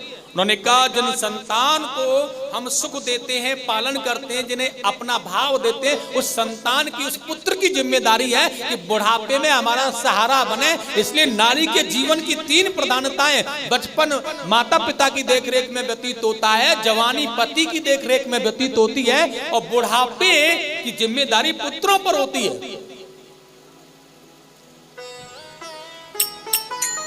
इसलिए कर्म ऐसा करना है, हमारा बुढ़ापा है ना यह समल चाहिए। क्योंकि महापुरुषों ने ऐसा कहा है भैया, अच्छी पत्नी का मिलना और अच्छी संतान का मिलना यह हमारे कर्मों के आधार पर, हमारे अपने कर्मों पर मिलता है। बोले एक बार प्रेम से राधे राधे। वृंदावन बिहारी लाल की। जब अपना कर्म नहीं है, अपनी तपस्या नहीं है, अपने अंदर सरलता नहीं, अपना भाव नहीं है, तो फिर अच्छी पत्नी नहीं मिल सकती, अच्छा पुत्र नहीं मिल सकता। इसलिए अच्छा पुत्र प्राप्त करना, अच्छी पत्नी को प्राप्त करना, तो सरल बनकर के जीवन यापन करो। अच्छा, कटु भाव किसी को परेशान मत करो, पड़ोसी को देख करके आपत्ति मत जताओ, उसे उस परिवार से उससे बड़ा सुंदर सरल व्यवहार करो महाराज। दुख मत जताओ किसी के प्रति।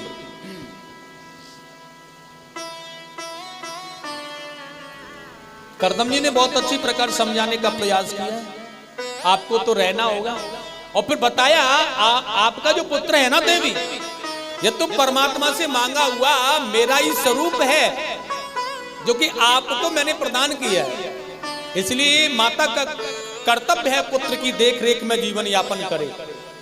अब आपकी सराहना, आपकी सेवा, आपकी देखभाल आपका पुत्र कपिल करेगा। आप उनके पास में रहो, किसी अन्य के पास में नहीं जाओगे, किसी दूसरे के पास नहीं जाना आपको, तुम्हारा अपना पुत्र है कपिल। और सज्जनों, इतना कह करके समझा बुझा करके भगवान को नमन कर करदम जी तपस्या करने संन्यास लेकर के वन में चले गए। माता देवहूति अकेली रह गई हैं।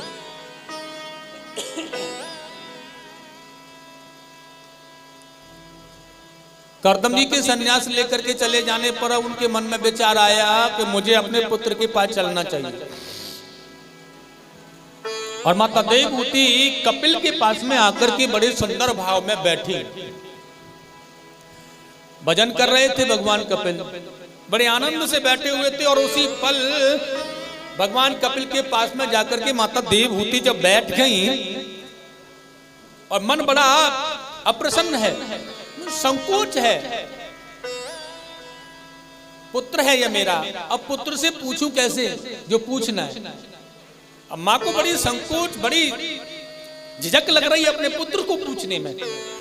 उसी पल देखिएगा, आज बड़े सुंदर भाव में भगवान कपिल ने माता देवहूति की ओर देख करके प्रणाम करके, बहुत सुंदर वंदन करके अपनी माता से बहुत प्रसन्नता से कहा है, मैया मुझे ऐसा लग रहा है कि आप मुझसे कुछ पूछना चाहते हैं।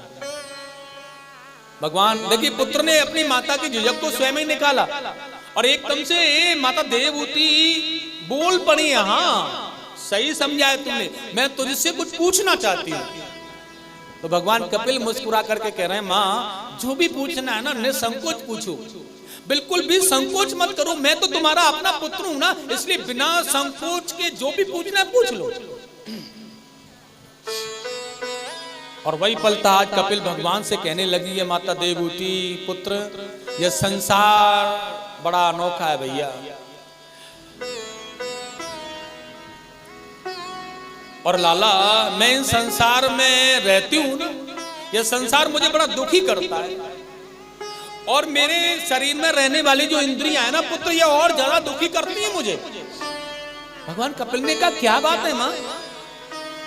माता देवहूति ने कहा, पुत्र मैं अपनी इंद्रियों को सुख देने का प्रयास कर रही हूं, लेकिन ये इंद्रियां मुझसे नया नया सुख मांगती हैं, नित्य नया सुख प्रदान करना चाहती हैं, इसलिए मैं इन इंद्रियों को सुख देते देते थक गई हूं पुत्र। नित्य आनंद, नित्य सुख मैं इन्हें कहां से ला कर दूं? इसलिए मुझे अब इतना बता दो कि आनंद जो मैं इन्हें दे रही हूं, इस आनंद में मुझे आनंद नहीं आ रहा भैया, लेकिन अब मुझे यह बता दो कि सच्चा आनंद, नित्य आनंद, जो नित्य एक रस होता है, जो परम आनंद है, परम सत्य है, ऐसा आनंद मैं इन इंद्रियों को देना चाहूं तो वह कहां मिलेगा?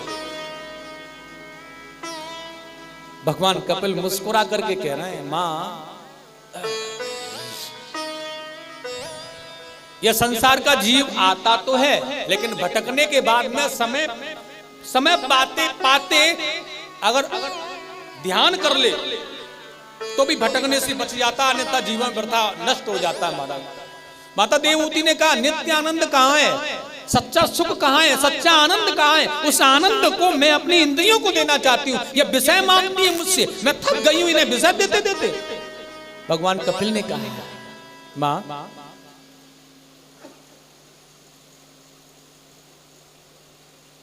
इंद्रियों के संबंध में आकर के जिस आनंद को यह जीव मांग चाहता है ना,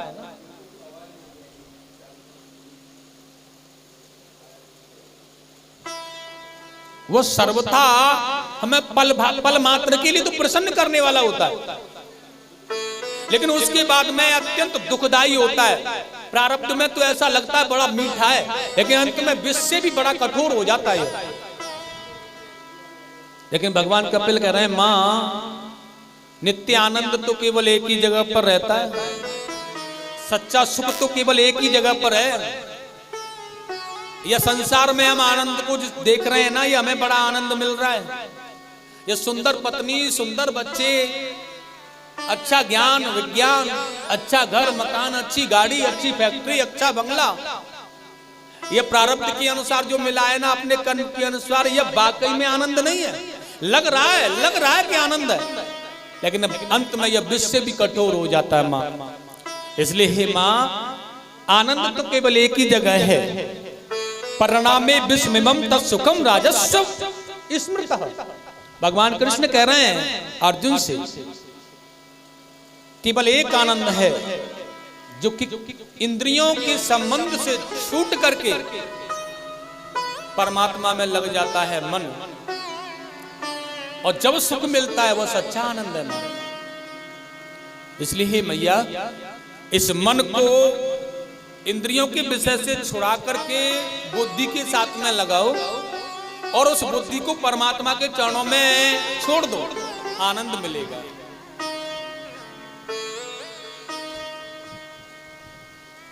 लेकिन माता देवभूति कहने लगी, यह तो मुझे नया नया विषय मांगती है, ऐसे कैसे हो सकता है पुत्र? यह मन कैसे इंद्रियों के संबंध से छूट सकता है? क्या यह सच है?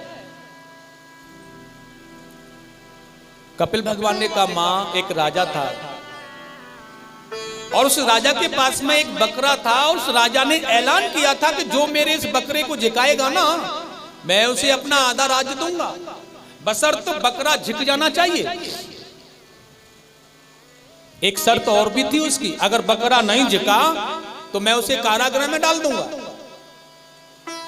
आधा राज्य का लोभ हर किसी प्राणी के अंदर घुस गया, और मैया उस बकरे को झिकाने के लिए बड़े बड़े लोग बड़ी बड़ी सावधानी से झिकाने का प्रयास करते हैं, उसे ले जाते हैं, बहुत कुछ खिलाते पिलाते हैं, बहुत अच्छी तरह से सेवा करते हैं बकरे की। लेकिन राजा के पास में वो झिक करके जब बकरा आता है ना, और राजा उसे खिलाने के लिए कुछ देता है ना, तो वह एकदम से वह खा लेता है, और जब झिकने के बाद वह खा लेता है ना, तो राजा बस वही बात कहता है, भैया ये झिका ही नहीं। और जब झिका नहीं तो फिर मेरी शर्त वह थी कि अगर झिका नहीं तो कारागृह में डालूंगा। सबको पकड़ के कारागृह में डाल देता है।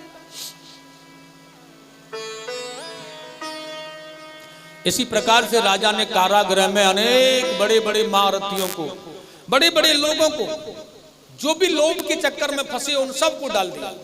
देखिएगा, मैंने कहा था ना, अहंकार और क्रोध थोड़े पल समय के लिए आता है, लेकिन जब यह लोभ अंदर घुस जाता है ना, तो यह जीवन पर्यंत कारागृह में डाल देता है, हमारे जीवन को अंधकारमय कर देता है। जैसे कि यहाँ पर लोगों का हो गया, उस लोभ के कारण उस बकरे को झिकाने के चक्कर में फंसे हुए सारे लोग कारागृह में बंद हैं। अब एक बार की बात है, एक संत वहां होकर के निकल के जा रहे थे, महात्मा जी जा रहे थे, वहां के लोग बातें कर रहे थे, राजा बड़ा निकृष्ट है, बड़ा अत्याचारी है, बड़ा पापी है। तो भैया महात्मा जी ने सुना राजा के विषय में क्या चर्चा चल रही है, और पूछा कि भैया कैसा राजा है, क्या करता? उन्होंने कहा, महाराज पूछो मत, एक बकरा है उसके पास में और वो झिकता ही नहीं, बता न जाने क्या करता है उसके साथ। महात्मा जी राजा के पास में चले गए, और राजा के पास जाकर के ना उन्होंने एकदम से कह दिया, राजन मैं तुम्हारे उस बकरे को झिका करके लाना चाहता हूं भैया। महाराज जी को देखा राजा ने, मन में विचार किया, उन्होंने कहा ठीक है आप ले जाएं, लेकिन मेरी एक दूसरी शर्त है। क्या? अगर बकरा नहीं दिखा तो मैं फिर देखूंगा नहीं कि आप संत हैं, मैं तुम्हें भी कारागृह में डाल दूंगा। महाराज जी ने कहा कोई बात नहीं है, मैं तो भजन करना है बस। और भैया भजन करने के लिए जिंदा रहना है और जिंदा रहने के लिए भोजन करना है, इसलिए एक टाइम जो भोजन करते हैं ना उसके लिए भिक्षा करनी होती है। जब तेरे कारागृह में रहेंगे तो कुछ तो भोजन तू देगा हमें, इसलिए वहीं भजन कर लेंगे। ठीक है, बकरा ले लिया।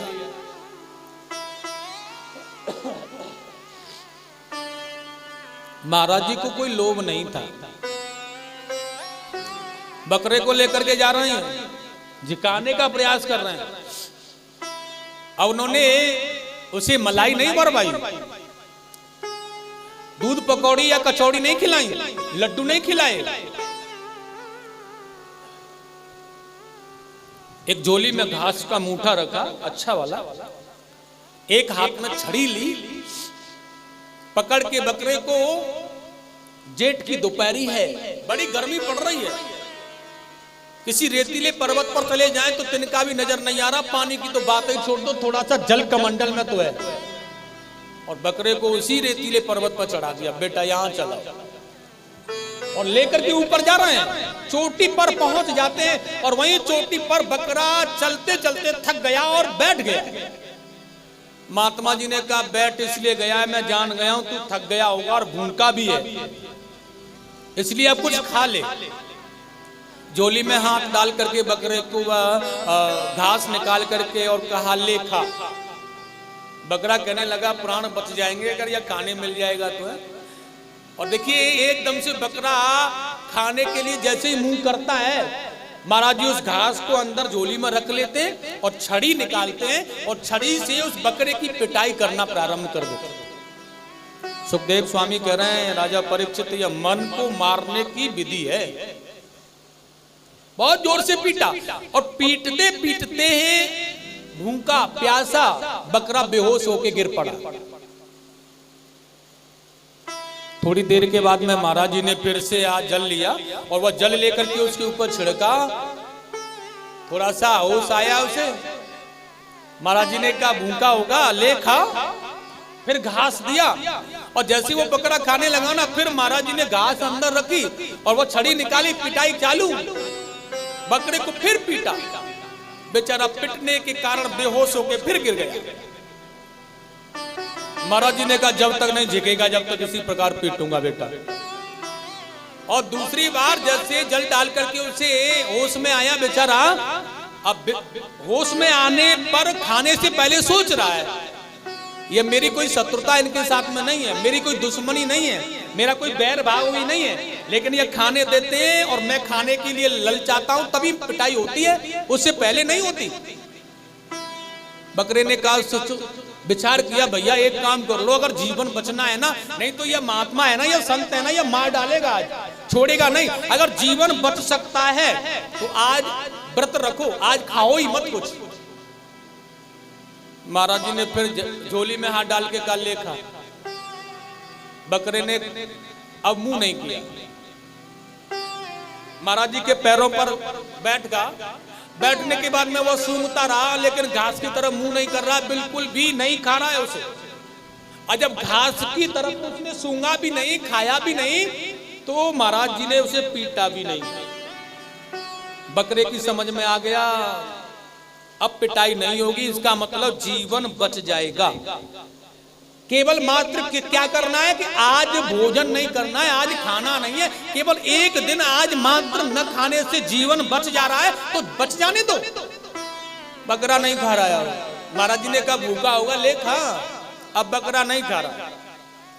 महात्मा जी भी समझ गए, कई बार दिखाया, कई बार खिलाने का प्रयास किया, नहीं खाया, वह जान गए कि यह झिक गया है, उसे राजा के पास में लेकर के आ गया।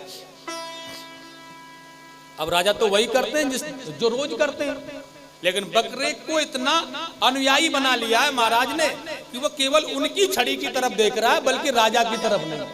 छड़ी घूम रही है और बकरे को वही दिख रही है कि अगर थोड़ा भी खाने का प्रयास किया तो ये बहुत पीटेगा और ये मार डालेगा।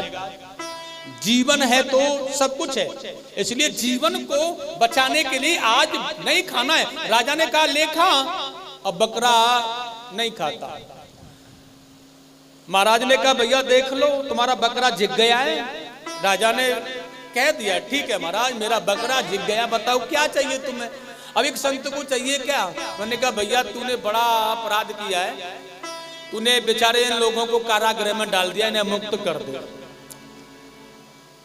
लेकिन भैया महाराज ने तो सभी को बंदियों को बंधन से मुक्त करा दिया, लेकिन भगवान कपिल माता देवहूति को कहते मां यह वास्तविक में बकरा कौन है जानती हो आप? देवहूति ने कहा नहीं पुत्र, मां आप जिस समय कह रही हो ना कि यह मन इंद्रियों के संबंध से अलग नहीं जाता है, हमारा यह मन ही तो मां बकरा है। और यह मन रूपी बकरा है ना, यह झिकने में नहीं आता मां। यह नया आप कह रही थी कि नया नया विषय, नया नया सुख, यह मन है ना, यह नया नया विषय मांगता है हमसे। जब इंद्रियों के संबंध में यह रहता है ना तो नई नई भावनाएं, नए नए भाव, नया नया विषय यह मांगता रहता है। इसलिए हे मां इस मन रूपी बकरे की पिटाई आवश्यक है, लेकिन वह पिटाई किससे होगी? यह छड़ी क्या है? उन्होंने कहा यह विवेक रूपी बुद्धि है, हमारी जो छड़ी है। इसलिए अपनी बुद्धि के विकार से, बुद्धि की सरलता से, अपने बुद्धि की तीव्रता से इस मन को पीटते रहो कि यह कर क्या रहा है, यह सही कर रहा है या गलत कर रहा है, इसकी पिटाई करते रहो। और जब मैया बुद्धि के विवेक रूपी ज्ञान से मन रूपी बकरे की पिटाई करते रहोगे ना तो यह बकरा इंद्रियों के संबंध से छूट करके बुद्धि के गीत गाने लगेगा और बुद्धि को भगवान के चरणों में। बड़ा सुंदर कहा है कबीरा मन तो एक है चाहे जहां लगा, या तो हर को भजन कर या फिर विषय कमा। और कितना सुंदर भाव है यार, भजन बिन जीवन है बेकार।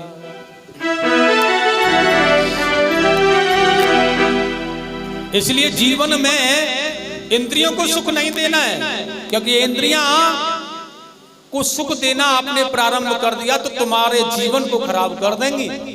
इसलिए सुख देना है ना, प्रसन्न रखना है तो बुद्धि को रखो जो भगवान की अनुयायी बन करके आपके जीवन को संभालने वाली। बहुत प्रसन्न।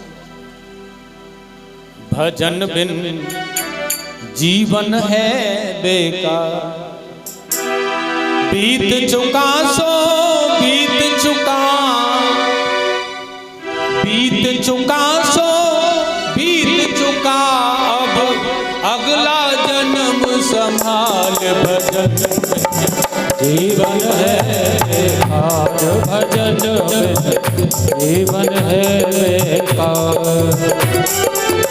बीत चुका सो बीत चुका, अब बीत चुका सो बीत चुका, अगला जन्म सुधार। भजन जीवन है बेकार, भजन बिन जीवन है बेकार।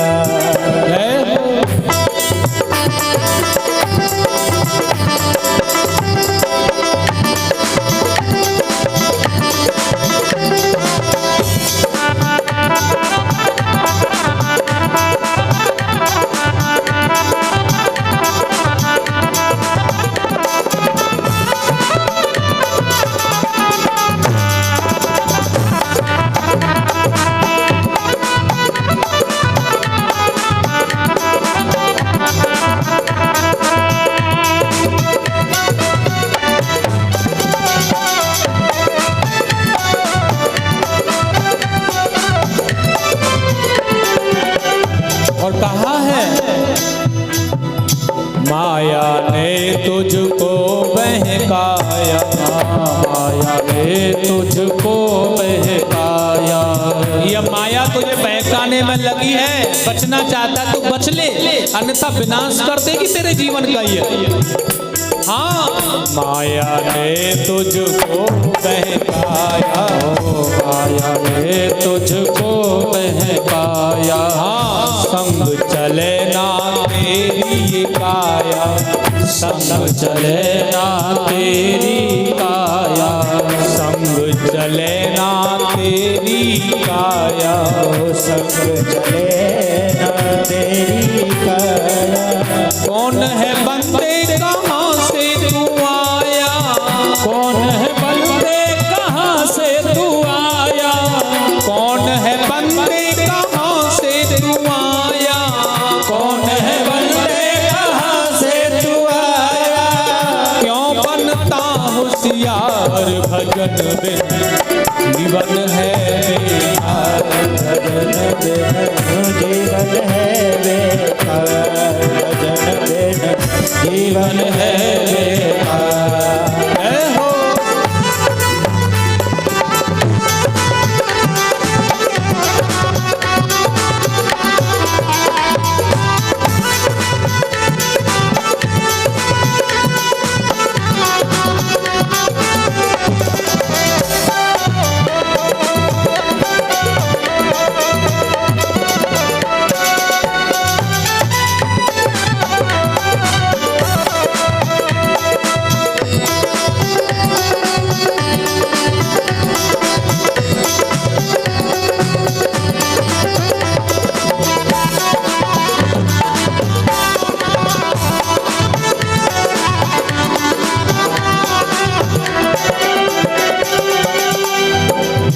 धन दौलत और माल खजाना, धन दौलत और माल खजाना, मूर्ख तूने ये अपना जाना, तूने अपना जाना, मूर्ख तूने अपना जाना, रे मूर्ख तूने अपना जाना।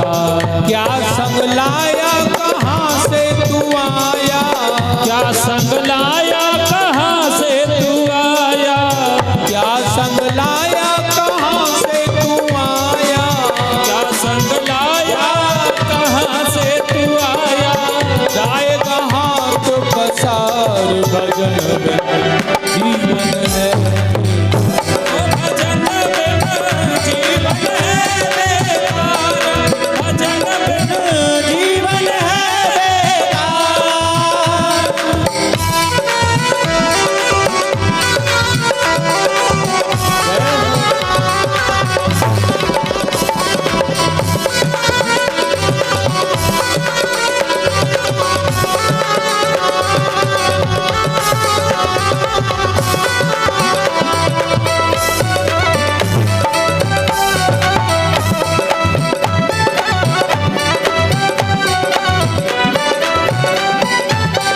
इसलिए इन सभी माया के संबंधों को छोड़ करके अगर बचना है तो क्या करना है।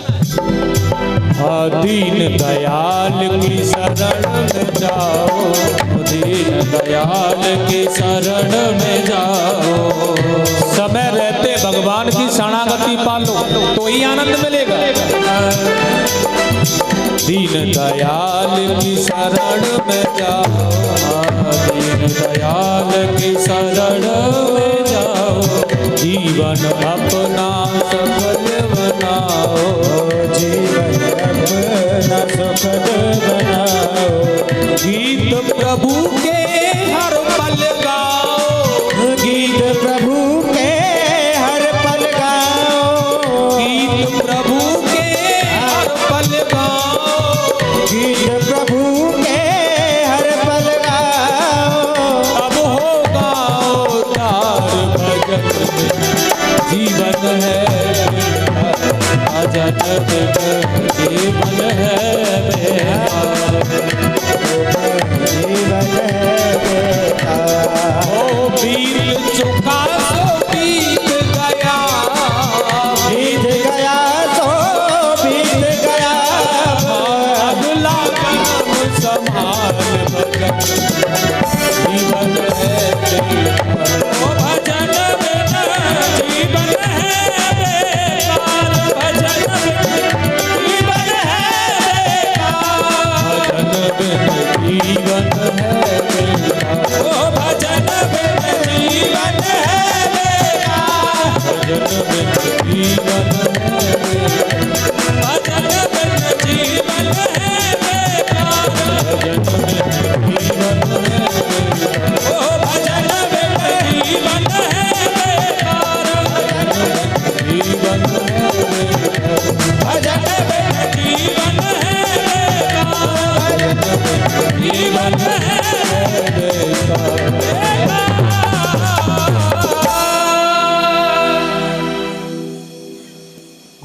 गोविंद भगवान की जय हो।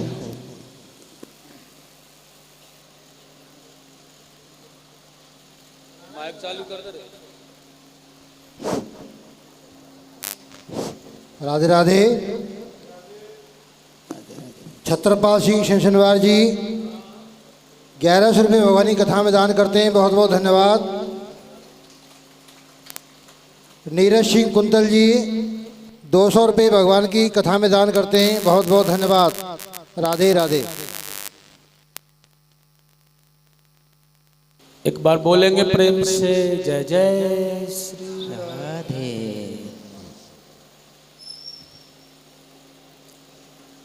भगवान कपिल कह रहे हैं माँ बिना भजन के जीवन का कोई सार नहीं है।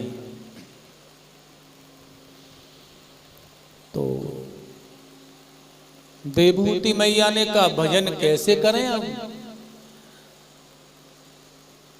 तो कपिल भगवान ने कहा मैया भजन के लिए सतज्ञान प्राप्त करने के लिए हमें अपने जीवन में किसी एक सतगुरु की आवश्यकता होती है।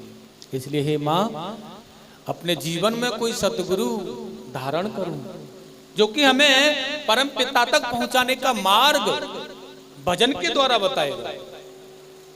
माता देवहूति ने कहा पुत्र मुझे संसार में कोई संत या कोई गुरु दिखाई नहीं दे रहा है। भगवान कपिल कह रहे हैं माँ अगर तुम्हें संसार में कोई गुरु नहीं दिख रहा है, कोई संत नहीं दिख रहा है तो सबसे बड़ी पापनी हो तुम। क्योंकि भगवान के भक्त जब तक नहीं दिखते भगवान की कृपा तब तक नहीं होती, सदगुरुओं का दर्शन जब तक नहीं होता जब तक कि सद्भाव हमारे अंदर न हो।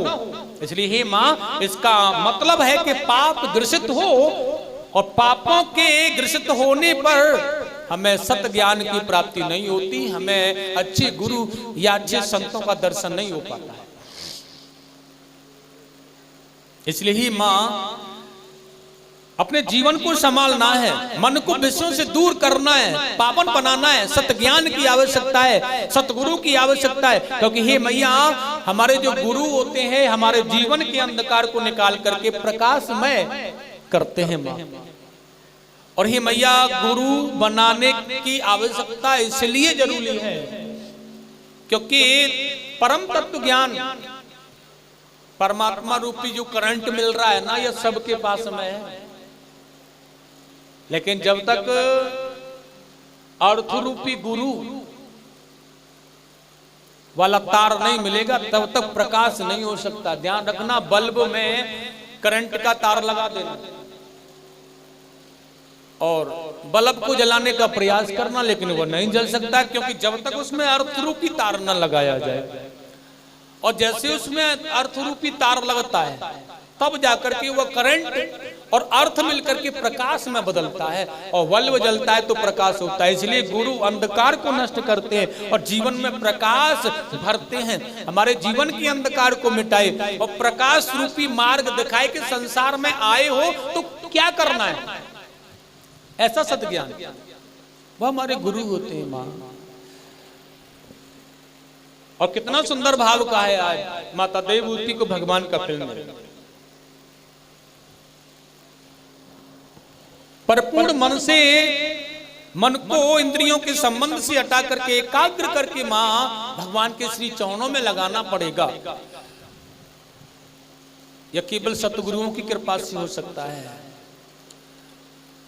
अब बैठी बैठी माता देवहूति सोच रही है संसार में मैं गुरु किसे बनाऊं, या मेरा अपना पुत्र मुझे इतना विद्वान लग रहा है, इतना सत भाव जिसके अंदर समाया हुआ है, इतना ज्ञान इसके अंदर भरा हुआ है, इतनी आनंद सरलता इसके अंदर भरी है, तो फिर इतनी सरलता रूपी भाव को छोड़ करके सतरूपी भाव को छोड़ करके मैं दुनिया में कहां भटकूं, क्योंकि मेरे पुत्र से बड़ा गुरु मुझे कोई और नहीं दिख सकता है।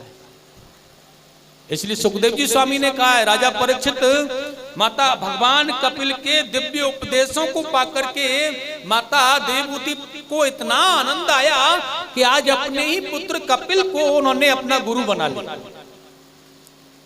और बहुत सुंदर भाव में सतमार्ग ढूंढा बड़े प्यार से और सत्य ज्ञान को प्राप्त करके सतमार्ग पर चल पड़ी है और उपदेश कर रहे हैं भगवान कपिल गुरु बन करके उनका। और बैठी बैठी माता देवहूति अपने सतगुरु नामक पुत्र से ज्ञान ले रही हैं। इतना सुंदर आनंद, इतना सुंदर प्रवचन, इतनी आनंदमयी भावना है, ऐसा सतज्ञान का दर्शन मिला है आज इन्हें। और देखिएगा भगवान कपिल ने बड़े सुंदर भाव में माता देवहूति के जीवन को सरल बनाना प्रारंभ किया। ध्यान रखना है, जब तक जीवन सरल नहीं बनेगा तब तक उस जीवन में तरलता नहीं आ सकती है।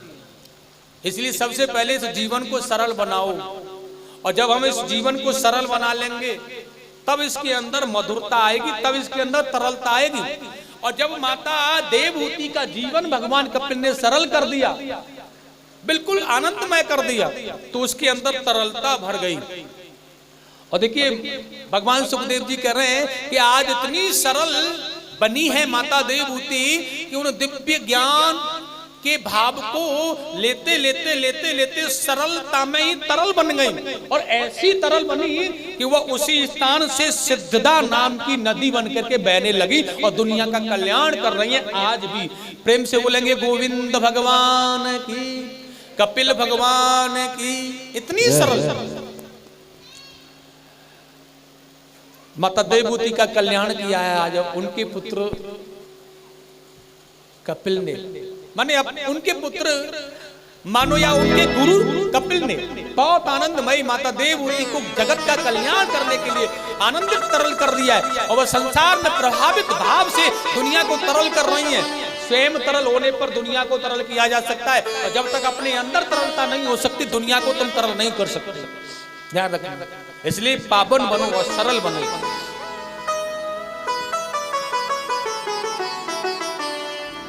सुखदेव जी ने कहा लेकिन राजा परीक्षित यह भजन के माध्यम से ही मिल सकता है, इसलिए हो सकता है ज्यादा से ज्यादा अपने जीवन में भजन करो, ज्यादा से ज्यादा अपने जीवन को बेकार की बातों से हटा करके भगवान से जोड़ो, ठाकुर जी की सेवा में लगो, तो जीवन सरल बनेगा।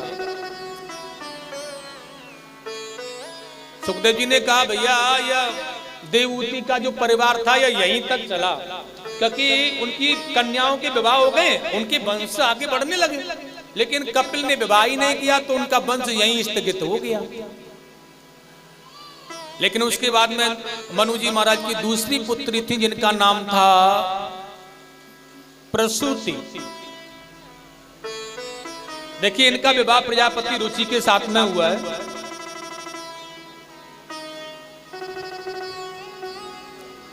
इनके यहाँ पर यज्ञ के रूप में भगवान स्वयं नारायण अवतरित होकर के आए थे, जिन्हें मनु जी ने गोद ले लिया था।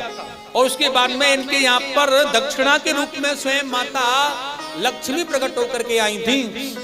तो आगे चल करके देवताओं की सहमति से यज्ञ के रूप में भगवान नारायण और दक्षिणा के रूप में लक्ष्मी माता, इसलिए इनका विवाह किया गया। और आगे चल करके इनसे तोष प्रदोष संतोष आदि 12 पुत्र हुए। माता आकृति का जो वंश था यह वृद्धि करता हुआ चला गया आगे तक। लेकिन आगे बड़ा सुंदर श्लोक गाया है व्यास जी ने यहाँ पर।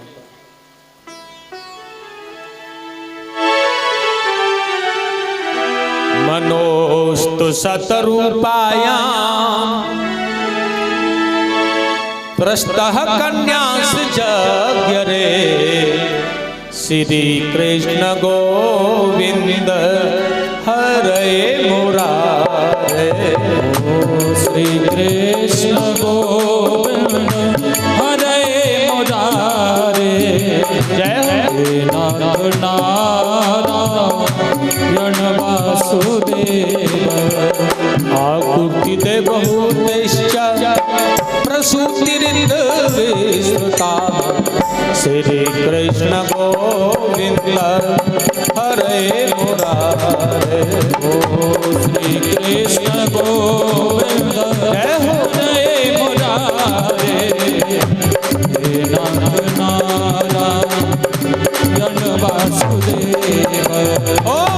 गोविंद जय जय बोलो गोपाल जय जय राधा रमण हरि। गोविंद जय जय गोविंद जय जय गोपाल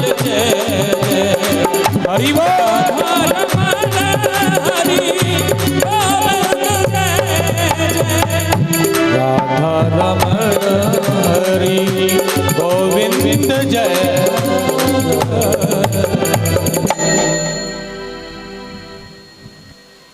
आकृति का विवाह रुचि के साथ में उसके बाद मनु जी महाराज की तीसरी पुत्री थी महाराज प्रसूति ऋत विश्रता।